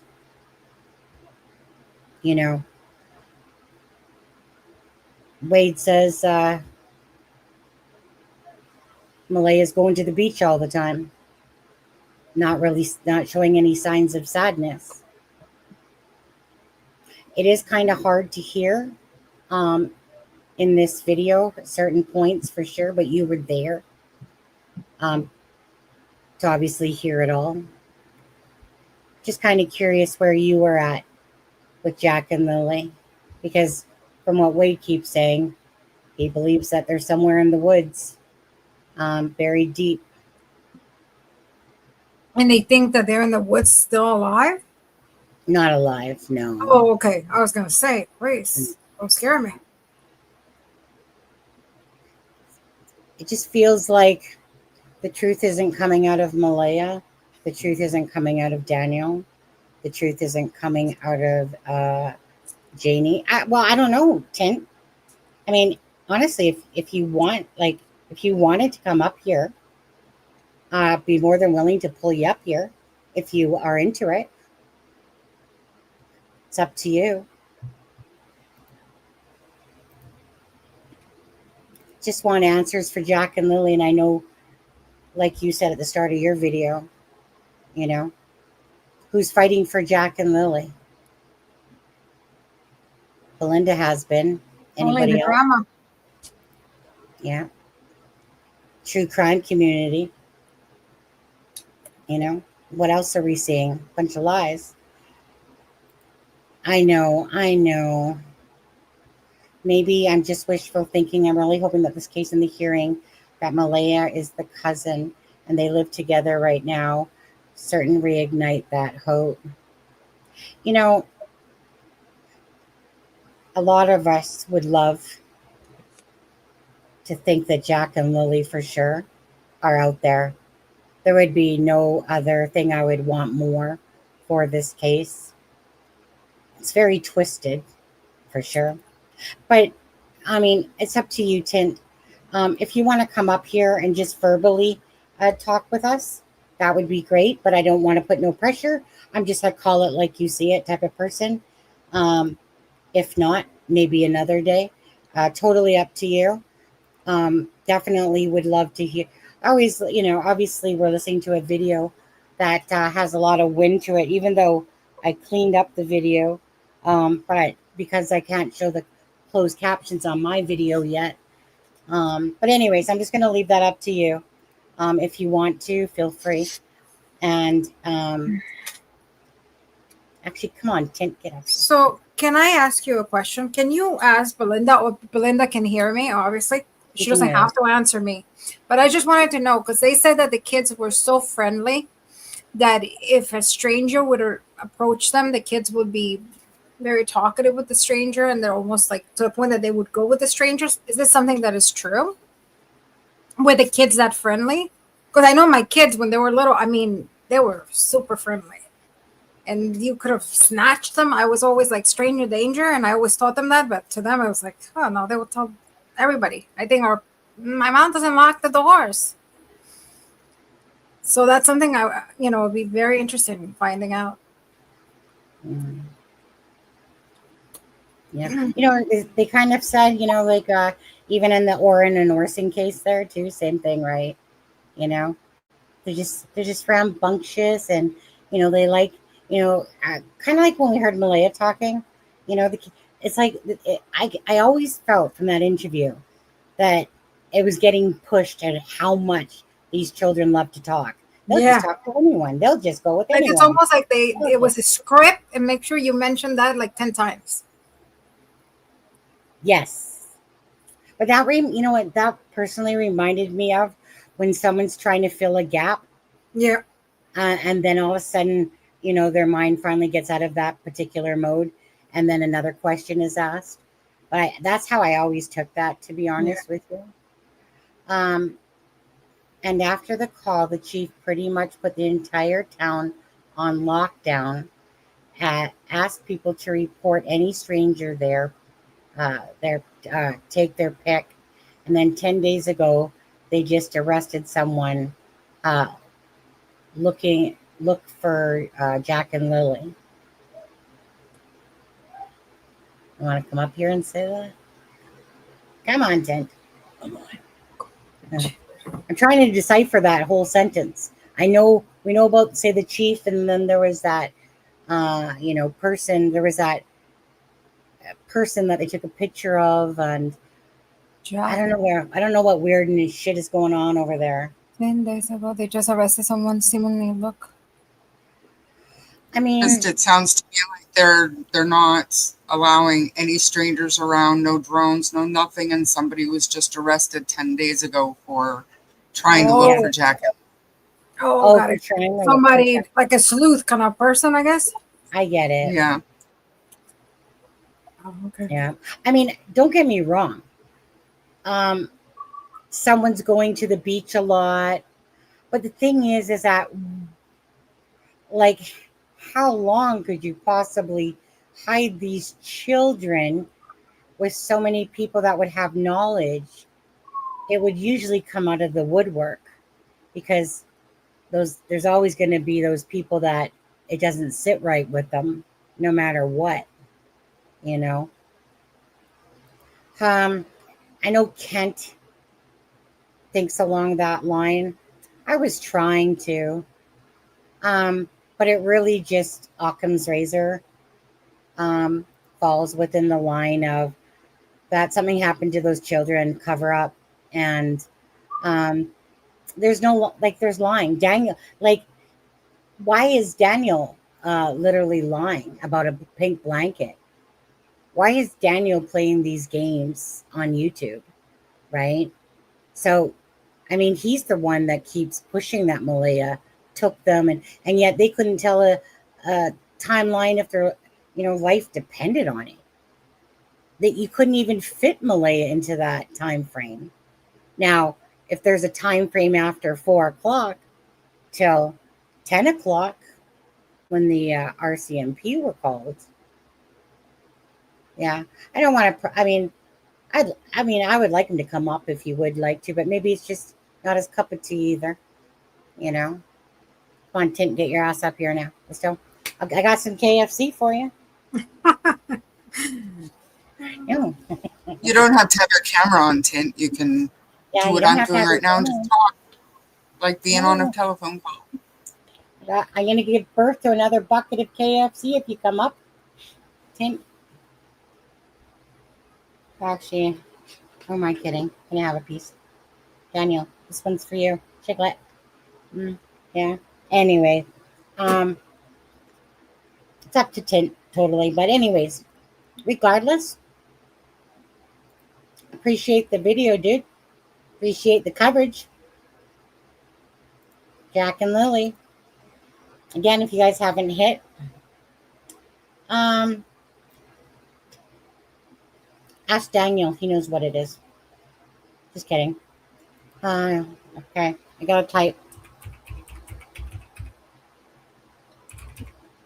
My little chiclet. I did it already. Well, you're a lot faster than me, girl. Okay, let's continue watching, you guys. I think there's 8 minutes left on this one. Hers to Jack and Lily again. If you guys are in here, haven't hit that like and share for Jack and Lily, please again, do it for the sake of the missing and the murdered always. But in this case, we're talking about Jack and Lily. Cindy's son's sister. Sounds Haley. Must have heard Haley Haley Mackenzie. She goes, "You get out of my fucking yard."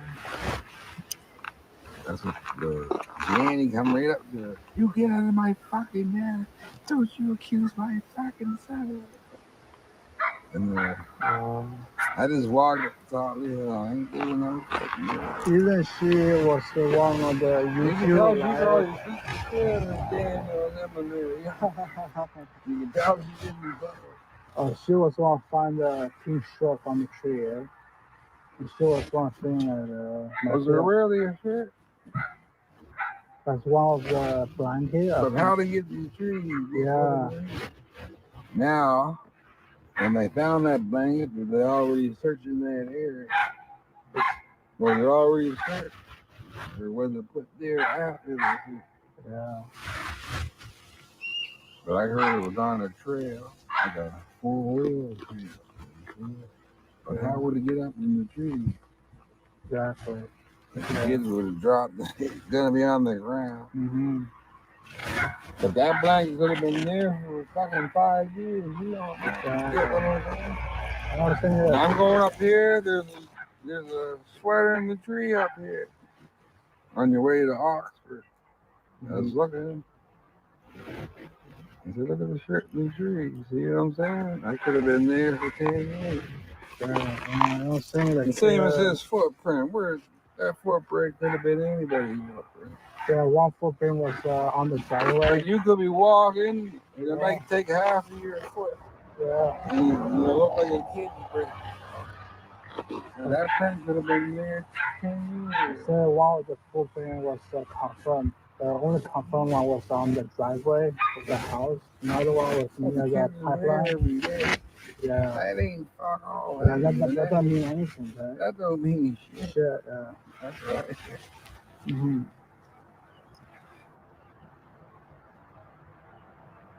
If they The same they story. nobody, they killed him. They said the boy don't listen to him, so he probably flipped out and broke his fucking head. Or smothered him. I still say he's not even looking. I won't say that. Said he know that he's drunk. I know that he did that. And they buried him way in the fucking wood that you ain't finding. Was it must be really hot on the grandmother too. Yeah. Was Cindy cry? Yeah. She cries all the time. All the times. Yeah. and the great grandmother, but she don't get on. That's the other, not Cindy's mother. She was never interviewed or nothing. And they lived there for a year. And they should have stayed there. They said get a job and I know. Then she was gonna give her the house. You know what I'm saying? Yeah. Nice house. And now she's selling the house. And she's moving to an apartment. I hope her son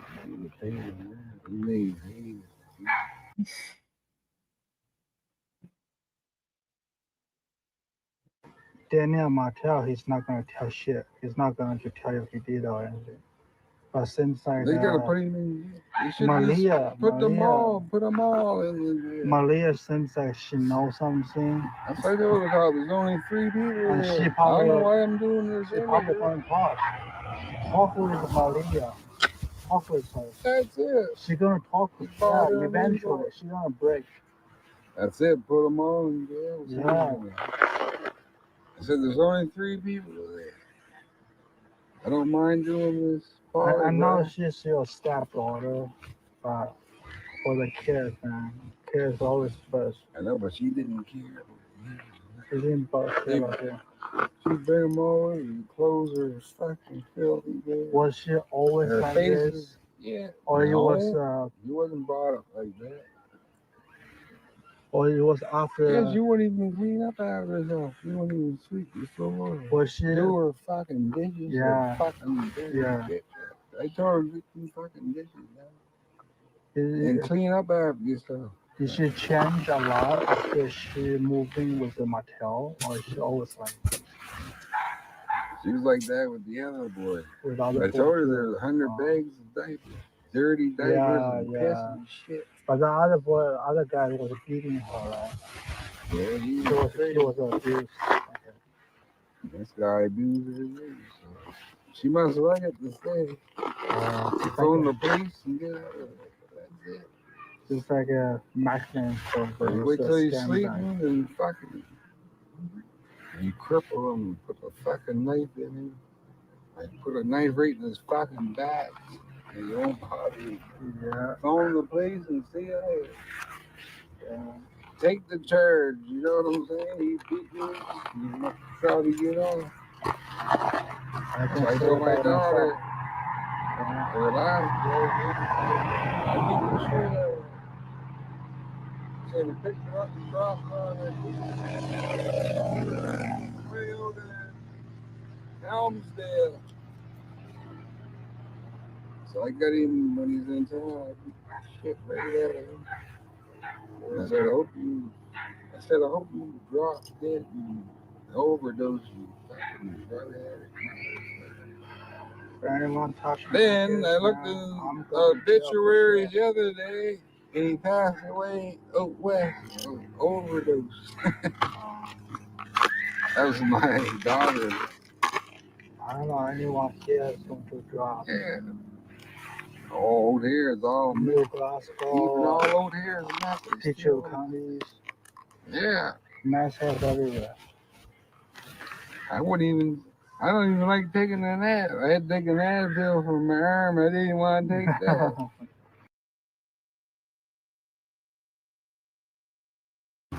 Yeah. Fuck, it's still good. I'm not like, if you want to fly drones, like anything, is it like a drones? Somebody over here got one. Yeah. You saw them, dude? I saw them. I haven't used them. Like, drone and stuff. You got a camera and stuff? Got camera, all this stuff. Yeah. Yeah, I'm going to text you a message and I'm going to send you a picture and other stuff. So when I get home, I'll see your number. I'll call you. Sure. Like it won't ring, but it's ringing, but it doesn't ring. Yeah, I'll text you to get my number. Yes, sir. You got a lighter. Like I say, my friend, if you have any information of the address or let me know, bro. Yeah. Yeah. That's it. I'm just saying the kids. I know, bro. You never know. If they ain't, maybe I can't if go they ain't, ask them. if they ain't anywhere, but she knows something. They're right? dead in the woods. But So far out, you ain't the finding them. kid maybe it's not there, but she people know something. Right? So Yeah, we never knew that. All we knew. uh, But she knew he's on drugs. Beat the kid, beat her. Why she stay with him? maybe you have a PTSD Bring the or kid. something. It's traumatized. No, ain't no. I'm gonna beat my kid. I'm getting away from her. And I'm breaking your Yeah. fucking leg You're right about that. before I leave. You know what I'm saying? Then I'm phoning the police. Some women, right, they just maybe Yeah, they can't use care more about drugs and liquor as an excuse. yeah. I Get know. the hell, especially your kids. Some abusive That's what women. she says. I don't know why. On the counter. Yeah. And see why they right. Well, there's a wood chopper. Yeah. So that's pretty much it. I have to say that he is a decent person. I have a lot of respect for him. And I also can understand that this may cause some disturbance to him or Cindy. But I'm sorry. They're sure going to understand that those kids, Jack and Lily, are the top priority. To find those kids, we're all going down to the devil himself, whatever it takes. But if your children were missing, God forbid, would you mind a stranger go tell a little white lie to find your kids? But anyways, the takeaway from this, just in my humble opinion, I think Devil was probably right. Maria, she has those kids. And I don't know what she told the chief, but if I'm going to bed, I'll just have a speculation. But let's put it this way. In my wildest dream, I would probably dream something like it has something to do with the chief. Thank you so much. Chief.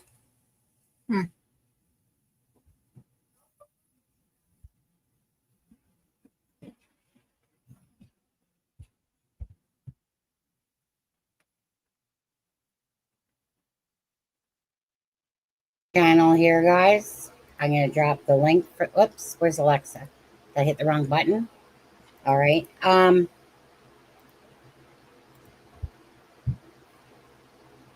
That's Tint's channel there, okay? New, like I said, I think there's only 400. You guys can see I'm subscribed. Go subscribe over to that channel. You know what? All I can say is this. I don't know what the heck is going on with this case. I know it's shady, and I know it's whatever.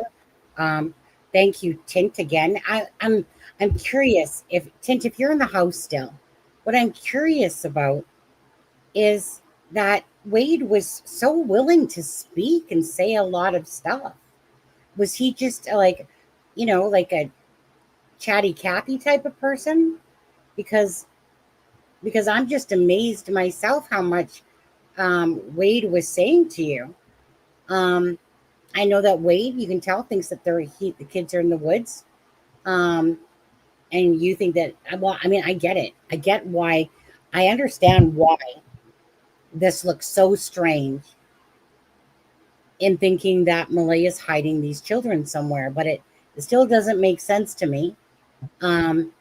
Because at some point, right, at some point, it would have to end. And we're talking about 2 months and 22 days.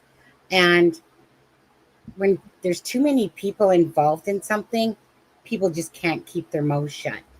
What do you got? Okay, so again, thank you so much for this coverage. Thank you for, I like you said, sometimes if you have to dance with the devil and get truth out there for Jack and Lily, absolutely. A lot of people really care about this case, and just want to hear from the family, from the things. But I'll do it with you first, Alexza, because I know you got to get going. What was your take on whatever, to be honest with you?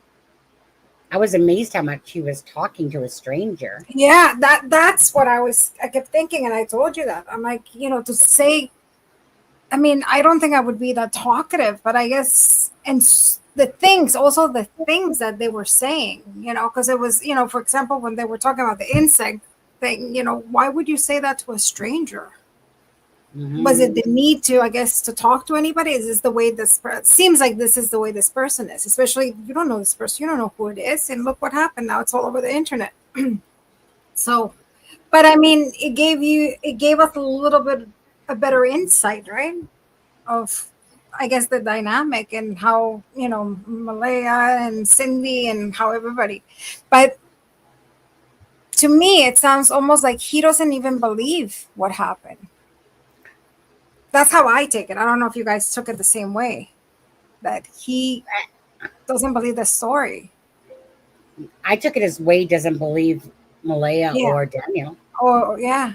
That's how I took it too. But I was like, maybe I'm wrong. Maybe I'm interpreting him. But that's how it's coming across, like he's not believing. So, Well, I mean, at the end there, he made a comment like, I bet you got all camera and stuff. Do you think that Wade actually knew that he was being recorded or no? Because he made a comment right there at the end where he's talking about, like your camera and stuff. And it's like he's just kind of cleaning it off or puts his hand over it. And who is the one who's recording? Well, a TikToker. The channel's name is Tint. I don't know what his actual name that's is. him, the one that recorded Tint. Okay. Mm-hmm. Mm-hmm. Okay. He so I think that's I want to say if I'm correct, the blue Tesla car, is that correct, Charmaine? Well, Tint wasn't here. So did he know? I mean, we can ask him. Did he know? Was he being recorded, or did he record him secretly? Well, like I said, I'm not sure if he's still here or not.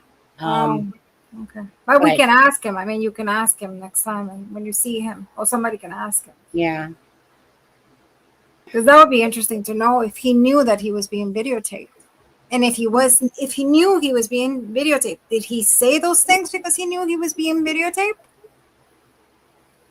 Well, I'm just not sure if he was. I actually would like to know if he knew he was or not.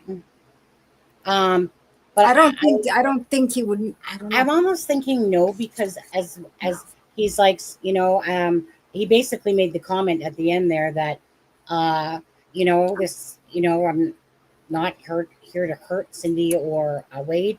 I respect the man, but he also said sometimes you have to dance with the devil to get answers. So yeah, I don't think he knew that he was being recorded. I don't think he would have said so many things that he said. That's just me, but no, probably not. Probably not. Who knows? But Charmaine, your turn. I don't know. I mean, I've been reading chat and I understand how you could think Wade might have known. Maybe sometime during the conversation that he told Wade. But I mean, I don't think so. I don't think so. Not from the reaction that we got today from certain members. Right. So, yeah. And I agree with Drippy. I don't think Cindy is going to be overly impressed with this. But hopefully when the dust settles, hopefully she understands that this is just going to keep Jack and Lily's case alive, because we saw it yesterday. Everybody switched gears over to Koberger, and it is just a matter of time before people start moving on. So keep it relevant, the news, keep it on social media, and it's all worth it. It's true, and it's sad, but that's going to be another case that is going to take, that's going to be just like this or another one, and it's going to go to the back burner, unfortunately. Yeah. What's your guys' thoughts? Cagnaccio says, so can we all agree that Daniel does, what does he say? One sec. Sells and does math, since Wade mentioned it again amongst others? I think it's true myself. If I was a betting person, which I am, I personally, Haley came out and said it. Now I get it. It's from the Malaya Brooks side of the family, but I mean, Darren brought it up, about how and then he cut himself off a bit there. Sorry to interrupt. Who's Darren again? That's the Malaya's Cousin? Okay. No. Yeah, he's Durwood. Yeah. He's Durwood. He's the person that inserted himself to try to find answers for Lily and Jack. And then he got really wrapped up with believing in Daniel and I guess his lies and bullshit, but whatever. That's Tim's channel right here, guys. So please go sub up, show your support and love for information. Anyone that's speaking from the family doesn't matter to me. I love it all because the more that we hear, the more shit we see. Obviously, the more truth that comes out. And there shouldn't be no lies if they're telling the truth. But that's clearly not true, right? I mean, seriously, it's a joke. Watching this, I'm humiliated for the family members that are involved in this, that live on that property, that can actually live with themselves, knowing that the answers are out there, regardless if they're alive or not. Whichever stupid fucking game these people are playing at Jack and Lily's expense, it's disgusting. It's absolutely absurd, disgusting, ridiculous at the expense of two children. You got Belinda that's in here, family member, and she has to listen to all this stuff, right, about her grandbabies and all this ridiculousness going on,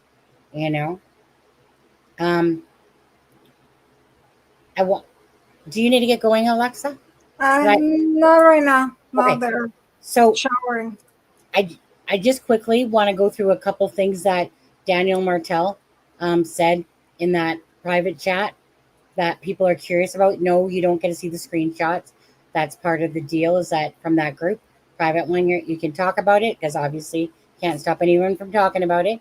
So I'm just going to go ahead and tell you. So there was Haley and Daniel that were talking in this chat. So Daniel says it's all bullshit. He was asked to explain. Then Daniel goes on to say that Cindy is a major player in this case. Wait and see. Then Daniel says Cindy, she wears the pants in the relationship. Next one second. Cindy wears the pants in the relationship he's talking about. Wade never worked, doesn't want to because he never paid child support. Cindy cheats on him, LOL, Daniel says. Daniel also says that Cindy used to write love letters to a guy in prison. Now, that can be verified with messages to Charmaine that Daniel did say as well at the time. Doesn't mean it's true, but might be true. Cindy forced Malaya on antidepressant meds at 15 years old, and that Cindy never raised her kids. Patty did. Malaya raised Hayden because she couldn't. Cindy has CPS records, Daniel says. And he says, and Haley says, more BS. Daniel says, I got lots. And that's referring, I guess, to, I don't know, CPS. For that one second. Daniel ended up deleting all his messages, by the way. Of course he did. What an idiot. Sitting there talking in a private chat and putting all this crap out there like he typically does. Daniel says, want some on you, Haley? They made a mistake. I'm already screenshotted as it is, so I'll shut up. Well, that didn't stop him because he kept talking. More research, Daniel says, is needed to determine the facts in this interview. CBC doesn't want to harm the investigation in any way. Haley, I will not speak on you for now, but if anything comes up from you or Cindy, I will. Malaya, on the other hand, I will not bash anymore. Don't do it, Haley, Daniel says. Haley says, LOL. You don't even know me to speak about me, and honestly, it doesn't bother me. We are here for Jack and Lily, not what you have on me. Daniel says, you're right. I agree, Haley. I will keep my mouth shut, tell Cindy and Wade that. Fuck off, dude. Oh my God. Isn't this a joke, you guys? Haley replied to Daniel and says to the I will keep my mouth shut comment, but you're out speaking for the whole internet. They were speaking to someone with no idea that they were recorded. So why should they shut up? You can do something, but others can't. That's Haley said that. Daniel says, no shame on me. Lies are destroying this case. It's hard to determine facts from lies. That's fucking priceless right there, isn't it? Isn't that priceless? And then Haley says, you own lies, though. Your own lies, though. And then I think one more. Oh, that's when Daniel started unsending his messages, but I already caught them. So, my lies come on, Haley. I agreed to keep my mouth shut. A bunch of twats, a lot of them. I don't see anybody fighting for Jack and Lily. Haley says you're inconsistency in your story, then however you want to say it. Again, that was it. Aaron just shit out in private chats and stuff like that. You know, to sit there and say that they're fighting for Jack and Lily. Besides Belinda, there's no shit that you guys can tell me that people are sitting there fighting for Jack and Lily, and that you're telling little bits of a story, and that's it. If you're fighting for Jack and Lily, got nothing to hide, then speak your truth. Right? Like, this is ridiculous. Ridiculous. That people are playing fucking word games, freaking word salad, sitting there, oh, well, I just want to go up on this live to talk about Daniel's drugs. Oh, Logan is just like, well, I'm not going to tell you the whole truth here, but, Daniel, blah, blah, blah, blah, Daniel is in charge of his own mouth and what he does. Daniel couldn't tell the truth if his life depended on it based on his own words. Malaya, obviously, has given out an interview and said things about when Jack and Lily went missing. I don't buy any of their shit at all, because there's too many freaking lies to believe anyone at this point. Are they alive? Are they dead? Who's going to the beach? Who's not going to the beach? Who's looking for the children? Who's not looking for the children? The one person here that has been consistent, I don't give a shit what anyone says. Belinda has only been the only one that literally from the get-go of these children missing has cared enough about Jack and Lily to keep fighting for it. And it doesn't matter, kind of like what Tint did here, right? Sometimes you have to dance with the devil in order to get answers, right? And Belinda held virtually nothing back. She spoke about her son. She ain't going to tell you every single droplet at all, right? Bottom line is Malaya been in 2 abusive relationships. That's the bottom line of it. Again, doesn't matter. 2 kids are missing underneath of Daniel and Malaya's care. Not Cody's care. Regardless, not Cody's care. It's Daniel, Malaya, and Janie that were on that property. Where the fuck are Jack and Lily?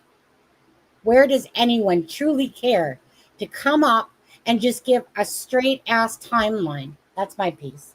Okay, go on.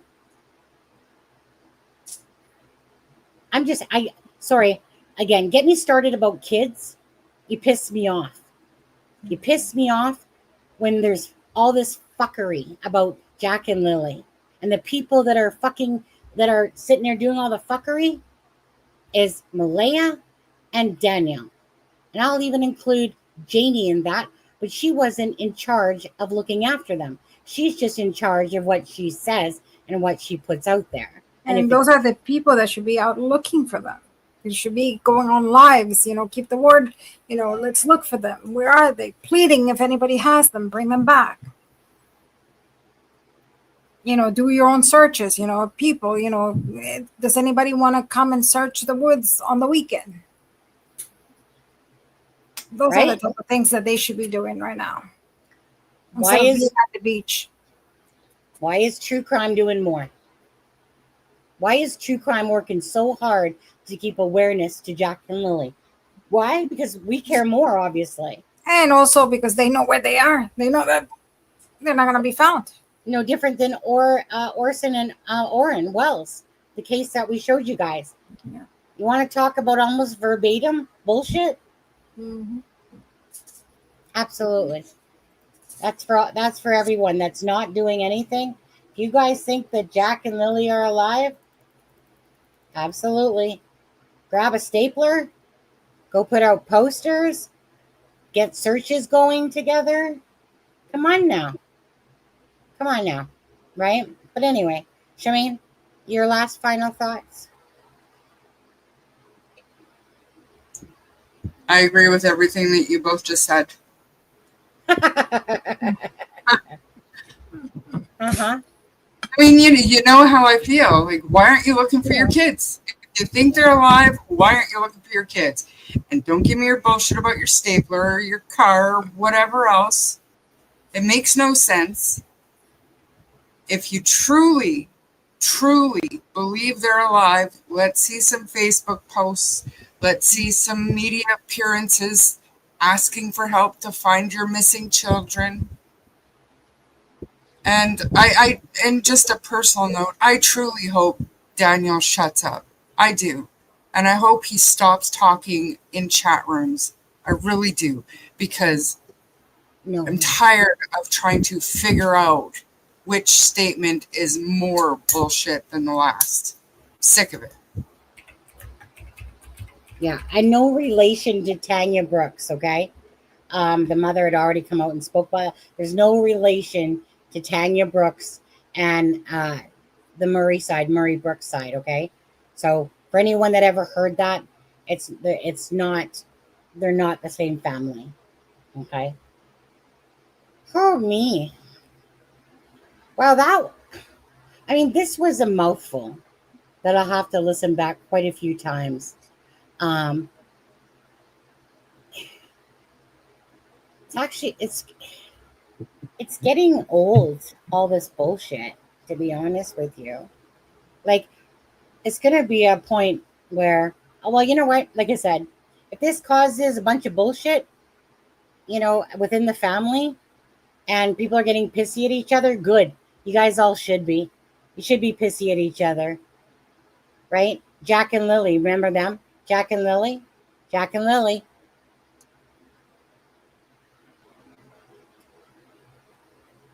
I just can't with these people, honestly. I just can't with these people. Daniel, dude, shut the fuck up. Seriously, just shut the fuck up. You're not doing yourself any favors. You lost your integrity a long time ago, along with your bullshit. Malaya, speak up and say something.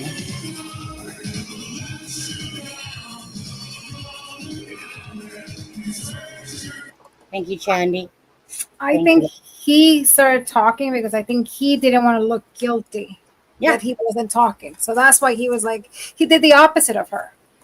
So he was like, oh no, they're criticizing her that she's not talking. She looks guilty. So then I am going to go and talk. So I don't look guilty.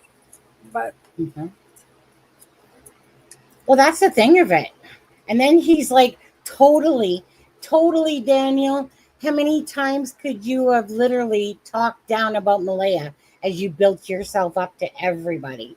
And then the plot twist, I'm not going to talk bad about Malaya no more. Oh, well, you've already accused her of hiding the children, getting them out during this timeline. That's a crock of crap anyway. And it's like, are they both in it together to cause a bunch of bullshit together? Like, it makes you part of you goes, like, do they sit there and actually, no, they couldn't be that stupid.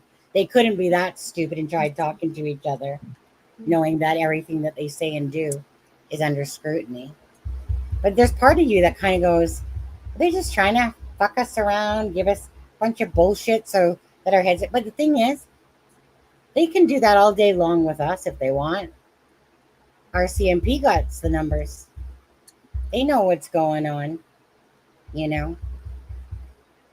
And we're just getting more and more insight into the fact of how much bullshit is going on. Anyway, you know what? I'm exhausted.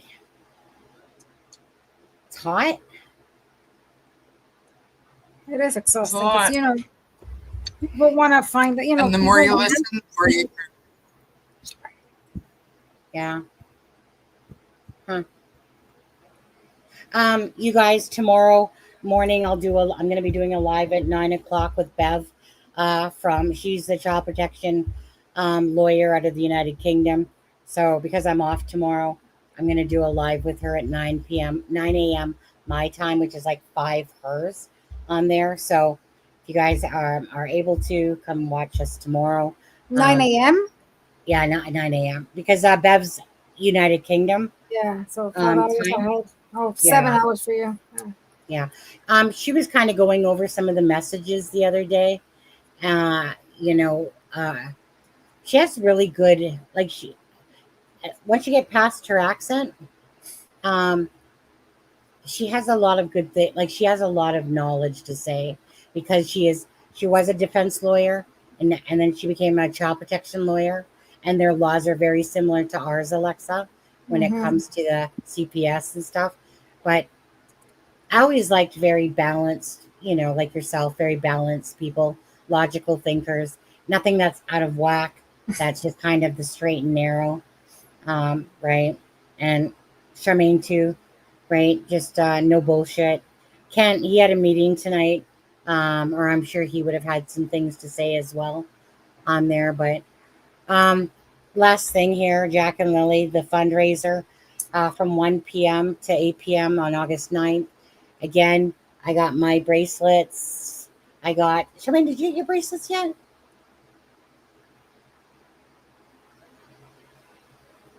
No? No, from my understanding, I think they were just mailed out yesterday. I could be wrong, but I think. Okay. Can you still buy them? I shouldn't say that. Oh. Okay, I'll go to the website and buy. Yeah, Jack and Lily's website. So thank you, Tint, for everything you did to get this video, regardless of Wade talking, bringing out some more information where the truth lies for Jack and Lily. Well, I mean, I have my own opinion, of course, and I do not think that they are alive, but I would love for that to be true. I just don't think it's realistic. I think it is wishful thinking. It's not how these cases go, but I would give a bracelet back. I would love to see that these family members, the ones that truly care about Jack and Lily missing, are able to see Jack and Lily again. But that's really living on a hope and a prayer on that one. But we can ask for a miracle. Maybe a miracle will happen. Anyways, you guys, I'm good. I'm going to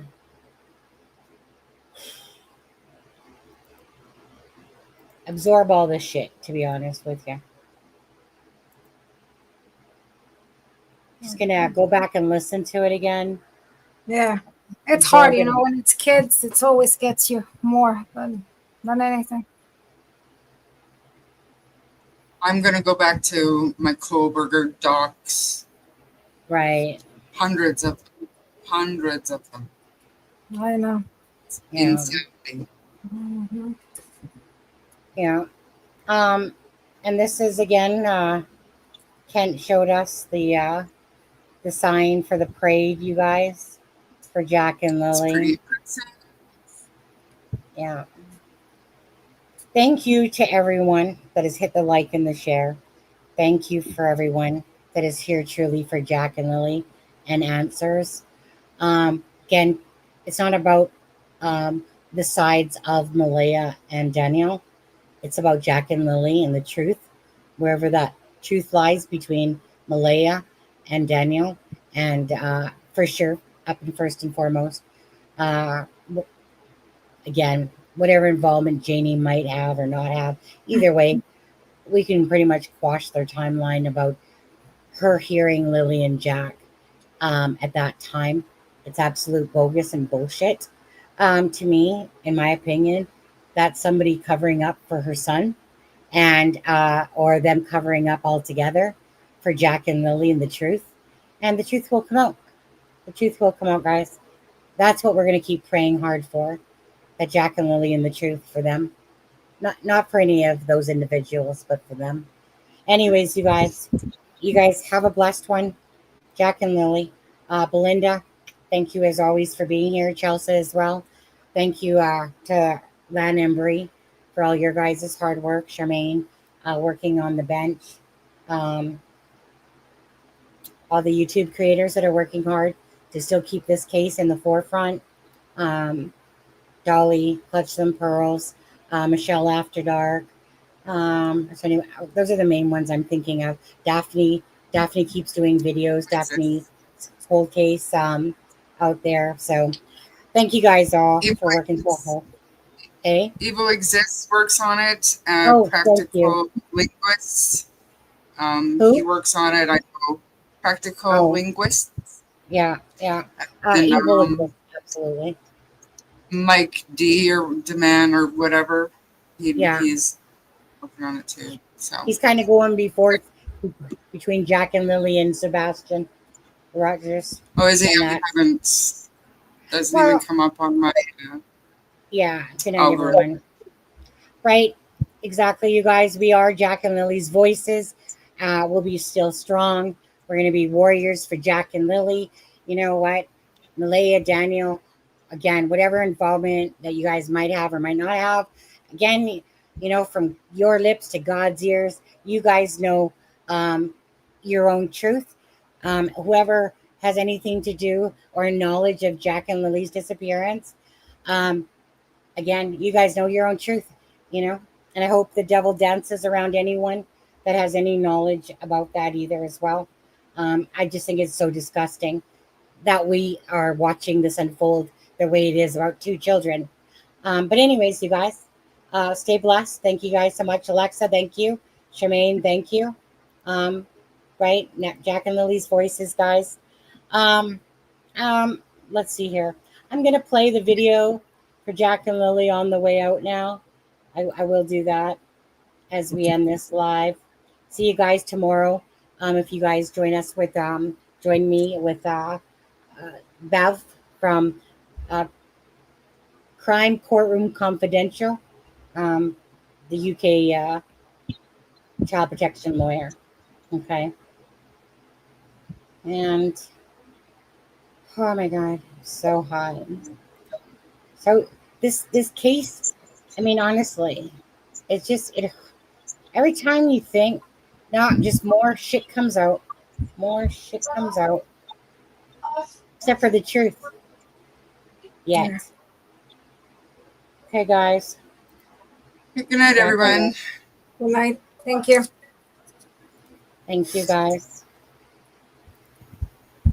And this is by Russell McDonald, you guys, that wrote this song for Jack and Lily. And just remember that these are two beautiful children that deserve so much better than this bullshit that this case is going through. Prayers to Jack and Lily. From It's a Crime and Shame. And someone had sent me this beautiful song called Come Home, Jack and Lily. And I wanted to do Belinda, and I wanted to do Alana King, and all you guys out there, this beautiful little video to attach to it. Thank you so much for the person who wrote the poem.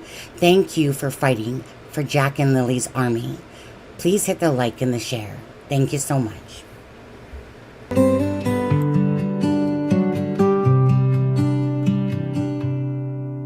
In the quiet dawn of a May morning, two little hearts went out to play. play.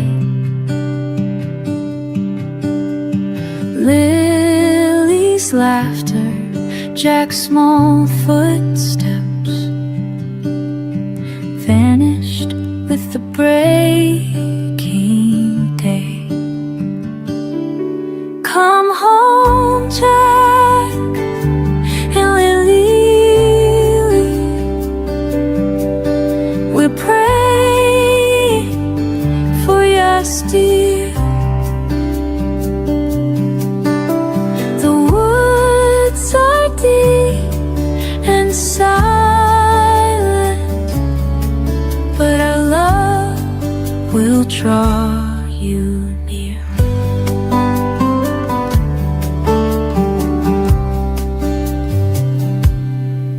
Through forest paths and endless trees, searchers called your names aloud.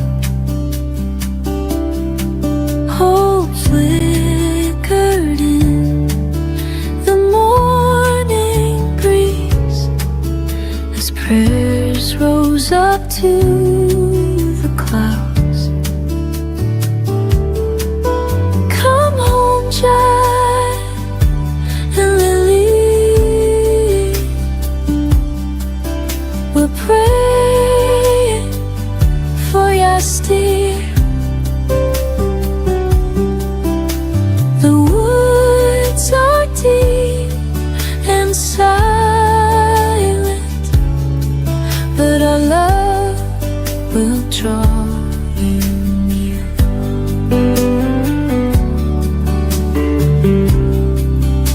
The sun sets over Pictou County. Stars shine with gentle grace.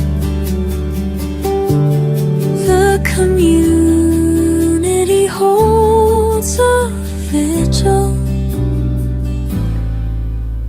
longing for your embrace. Come home, Jack and Lily, we're praying for your steer.